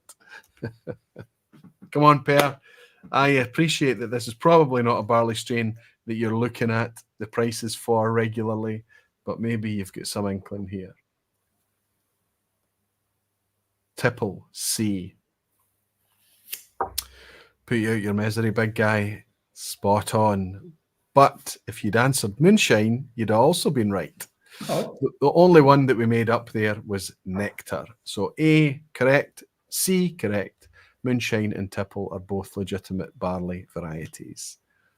Well done. Question 8. Which of these distilleries uses 100% in-house floor malted barley in its production? We touched on this tonight. I'm going to give you 3 options. I'm looking for the distillery that uses 100% in-house floor malted barley in its production. A, Kilkerran. B, Dornoch. C, Stauning.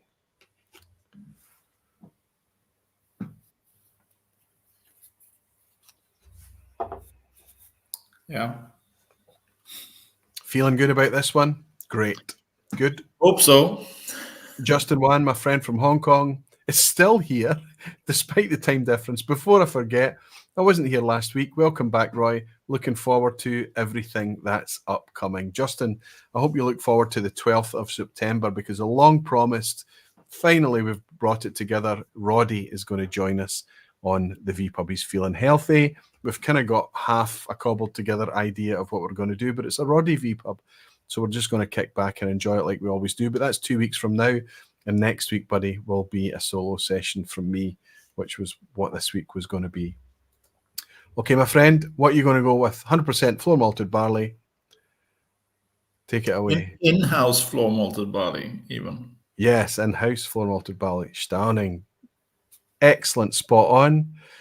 You would also be right if you said Dornoch. Yeah, suspected that, but yeah. The only one there was the banana skin there was Kilkerran, obviously it's Springbank. But for some of the expressions over the years, certainly in the heavily peated category, you might find that Kilkerran have occasionally outsourced, and they are a product of their own success. They are absolutely limited by their the bottleneck for them is the floor maltings, for all the reasons that we've discussed tonight. Yeah. I'm very grateful for Kilkerran, however it's malted, wherever it's from, right? Question 9. Which set of 3 are all condensing their spirit through worm tubs? So I'm going to give you 3 sets of 3 distilleries. I need you to piece together the answer that has all 3 using worm tubs. A. Cragganmore, Ballindalach and Oban all use worm tubs. Or is it B. Mortlach, Dornoch and Pulteney all use worm tubs? Or is it C. Ardnahoe, Clydeside and Rosebank? Let me say that again. Ardnahoe, Clydeside and Rosebank all use worm tubs. You've got pals at Ardnahoe, haven't you? Yes. Oh, that's a bourbon cask. That's the fish bottling. Oh, now I do have double FOMO. FOMO for your Maris Otter sample you were sipping. Oh, yeah. And FOMO for that bourbon cask. You know what's crazy is that I had a lovely chat with Paul at the Fringe Festival, talking about Ardnahoe, just generally getting very excited about it, and me missing out on that fish bottle. I wasn't at fish this year.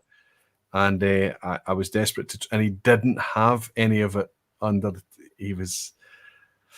It was a shame. I've still not had the chance to try it. I'd love to get my hands on that bottle. I really would. I'm not going to pay over the odds for it, but it was only 900 and something 30-ish bottles, 4 barrels. And it wasn't expensive. I think they charged a reasonable price for it. Was it 75 or 80? I think it was in that order, 75, 80 pounds. Yeah, yep. 80. Very grateful. A 5-year-old, yeah? Yeah, 5-year-old. Ex-bourbon cask. Yep. Fisheel, fully bourbon.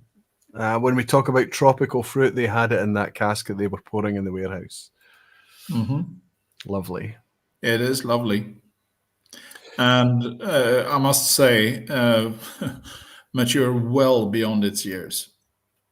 It's alchemy. I have to agree. Yep. Anything that I've tried thus far, at least. Greg's Whiskey Guide is saying, what is the French festival? Please, Roy, I don't understand. The French festival. Not in France, then I'm confused. Sorry, Fisheel. The fish. Sorry, Greg. Isla, Festival of Malts and Music. Okay, buddy, tell me, Per, which 3 has worm tubs? Cragganmore, Ballindalach, Oban, Mortlach, Dornoch and Pulteney, or Ardnahoe, Clydeside and Rosebank? I'm not sure about Ballindalach or Clydeside, but I know that Pulteney and certainly Mortlach doesn't really have them. So I'm going with C again. C. Because Ardnahoe has them and Rosebank has them. So Rosebank has them. Clydeside, shell and tube, unfortunately, buddy. Oh, damn. Mortlach, Dornoch and Pulteney, no. Cragganmore, worm tub. Ballindalach, worm tubs. And Oban, worm tubs. Oh. Oops. And we've got the ass hat at the end. It doesn't get any better.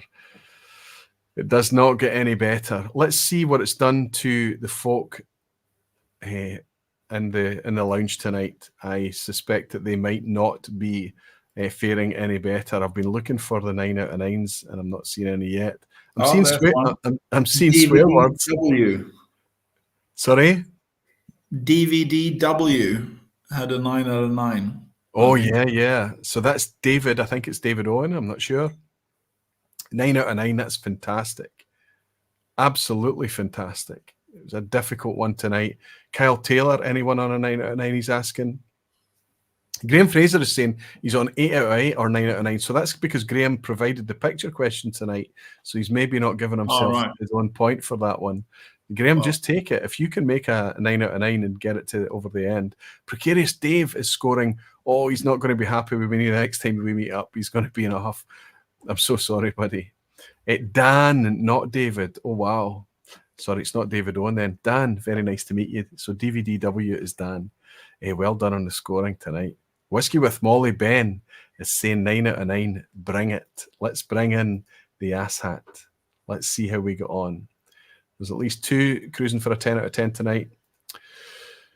Okay, how many malt distilleries in Scotland are currently producing with 100% of their own malt from in-house malt floors? So we've touched upon this already. How many malt distilleries in Scotland can say that they produce all of their malt from 100% of their own malt from their in-house malt floors? It is the same as the number of A, operational distilleries currently in the Borders region of Scotland. Is it B, the same as the number of core expressions from Lag Distillery? Or is it the same as the number of C, capacity in millions of litres per annum at Lagavulin? So to give you an example, if Lagavulin made 7 million litres, or the capacity was 7 million litres per annum, the answer I'm looking for there would be the number 7. Lagavulin do not make 7 million litres. Not giving anything away there. So it's the ass hat. You've got to know the answer to 2 things to get it right. So I'm asking just simply, how many distilleries, malt distilleries in Scotland produce malt from 100% of their own in-house floor malted barley? Is that the same as the number of operational distilleries in the Borders region, the same as the core expressions from Lag Distillery, or the same as capacity in millions of litres produced at Lagavulin? How do you feel about ass hat questions, Per? Frustrated? Well, being a lawyer, I suppose I should like them, but no. My first background was as a judge. Okay. We don't like that. You don't like the ass hattery. You don't like it. Whiskey with Molly. Ben is saying it's 1, isn't it? Jeffrey Bangers is saying I'll go with B.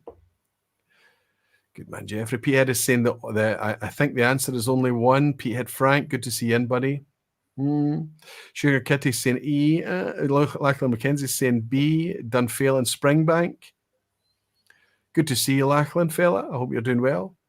Graham Amott is saying ass hattery. Graham Fraser is saying change to B. Donner Pass Whiskey is saying B question mark. Whiskey with Molly has answered B. Okay, Per. I know you're guessing here, buddy. It's the ass hat. Well, I mean, in the Borders, I know there is a distillery called Borders. But this is, I mean, these have popped up far later than I wrote my book. Yes. So I really don't know how many operational distilleries there are, because there seems to be new ones popping up just about every week, or at least every month. I agree. So I'm guessing if there is indeed a core expression from Lag yet, I'm guessing that they've got 1. And Springbank would be the one distillery I know in Scotland that are currently producing from 100% own malt, in-house malt floors. So I'm going with B. Wonderful to listen to you explain the answer there. Lagavulin would be sort of like 3 million. Somehow you've answered both things wrong and got things kind of correct. Operational distilleries in the Borders, there is the Borders distillery, and that's it. Reivers is not just malt, Reivers is doing other things. And if we go over to Moffat, they're actually in Dumfries and Galloway, so it's 1. Core expressions from Lag is Kilmorey and Corricravie. So Corricravie, is that the name of it? So there's 2 core expressions from Lag now. Capacity produced at Lagavulin, 3 million litres per annum is 3. The amount of distilleries looking after 100% of their own production from their own malt floors is Springbank and Dunfale. So you did manage to stumble into getting it absolutely right. Absolutely Oh. fantastic. Terrific stuff. Well done. Whiskey with Molly celebrating his 10 out of 10. He'll be charging around the room now with his top off, waving it around his head in the air. Fantastic. Chris Pollack on a 9. Mikey Hay, good to see you, buddy, on an 8. Grain of Malt on a 7, along with Alan Smith as well. Whiskey with Molly is suggesting that he is lucky, but he's taking it. Mike Molasses is celebrating too. Terrific stuff. Ebhead Rolfie on a 7, despite him swearing earlier on. Gene Kelly, good to see you, buddy, saying 7 out of 10, not undone by the asshat. And Dan DVDW is also celebrating a 10 out of 10, along with Mr. Jura 500, my first 10 out of 10. Mr. Jura 500, the first time I've welcomed you as well, I think. But a 10 out of 10 is an incredible wee score to bag, an incredibly tough quiz to bag your 10 out of 10 on as well. So there's 3 people at least with a 10 out of 10 tonight. Let's raise a glass to them, and let's raise a glass to you, Per, for having the courage to play along. Thank you, buddy. Cheers. Cheers. Let me say thank you to you properly now. I want to say thank you for stepping forward tonight. I have the impression that regardless of what topic I could have thrown at you, you would have been happy to step forward. It's the type of person that you are. It's the type of nature that you have, and it's the way that you've been conducting yourself as part of the community for so long now. I really, really appreciate it. Every single discussion that we've had on the build up to this vPub, and before that, and even sitting with you tonight as well, there's just constant little nuggets of insight that we seem to feed on as enthusiasts and that we love. And that up until fairly recent years, Per, if we're honest, was pretty difficult to mine, difficult to find these things out. We live in the age of the internet now, but we also need people that are confident and willing and candid and open to step forward and share it.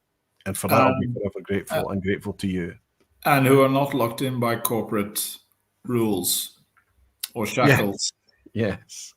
Well, I'm glad it's you that said that, but absolutely, that you're not corralled, you're not restricted, you don't turn up with one hand behind your back. Everybody in the vPub that appears with me as a guest is here at my invitation. It's the only way it can work, and my community accept it, let's be honest. I know that tonight they've all enhanced their whiskey experiences through listening to Per Caldenby for a couple of hours. It's very much appreciated, my friend. And I must return the praise, because your presentation and your format is very good.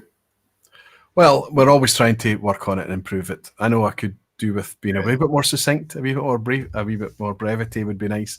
But it's the vPub. It's here about relaxing, about slowing down a wee bit. I'm not taking it too seriously. Stefan Novak is actually internet. I just caught his name there.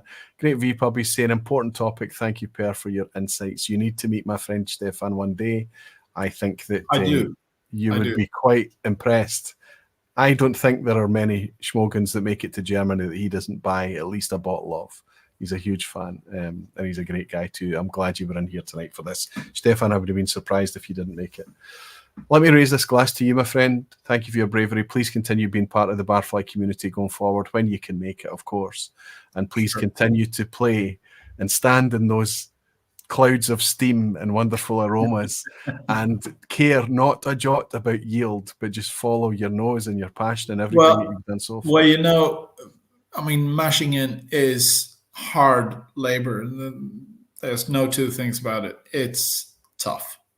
You're quite tired after that. But when you feel sort of, I've had a so-and-so day, because things do go awry at times. Yep. You could end up with 100 liters of worts on the floor. That's not pleasant.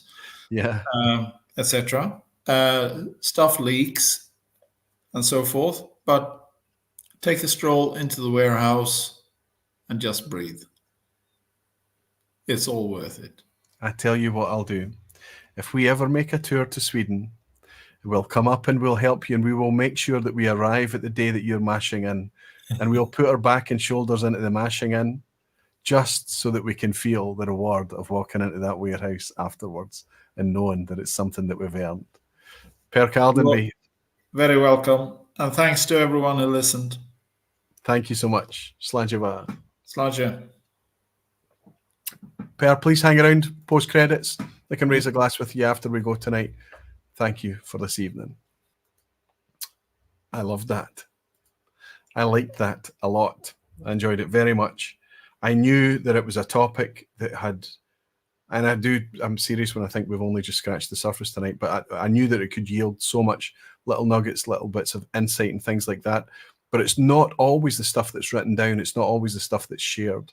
You need somebody to step forward who's actually got the dirt and experience under their fingernails, and they're willing to talk about it, and from a very, very real experience. There's a wee link up here for you to go and share your nominations. You've only got a few hours left. Sometime late tomorrow afternoon UK time, that'll be shut down and you won't be able to do it anymore. But the link is live here tonight in the live chat. Hopefully I'm mindful enough to paste it in the chat underneath. If I forget, it's on last week's vPub as well.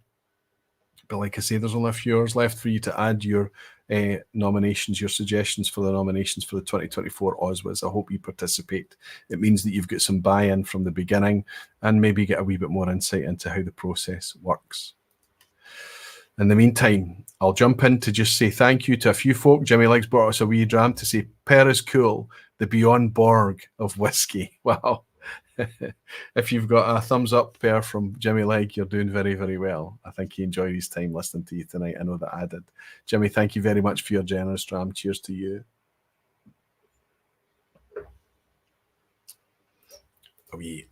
I've forgotten to do that very thing tonight and to thank everyone for their chats. Listen, I'm looking forward to hanging out with you in a solo session next week. The week after that is the long promised, it must be like 6 months or more now, the Roddy vPub that we've been promised, and we've finally managed to get it together. So 12th of September will be that. But in the meantime, it'll be a solo session from me next week. I'm going to raise this glass and remind you all that you're very dearly loved. I look forward to hanging out with you again next week. But until then, Slàinte mhath.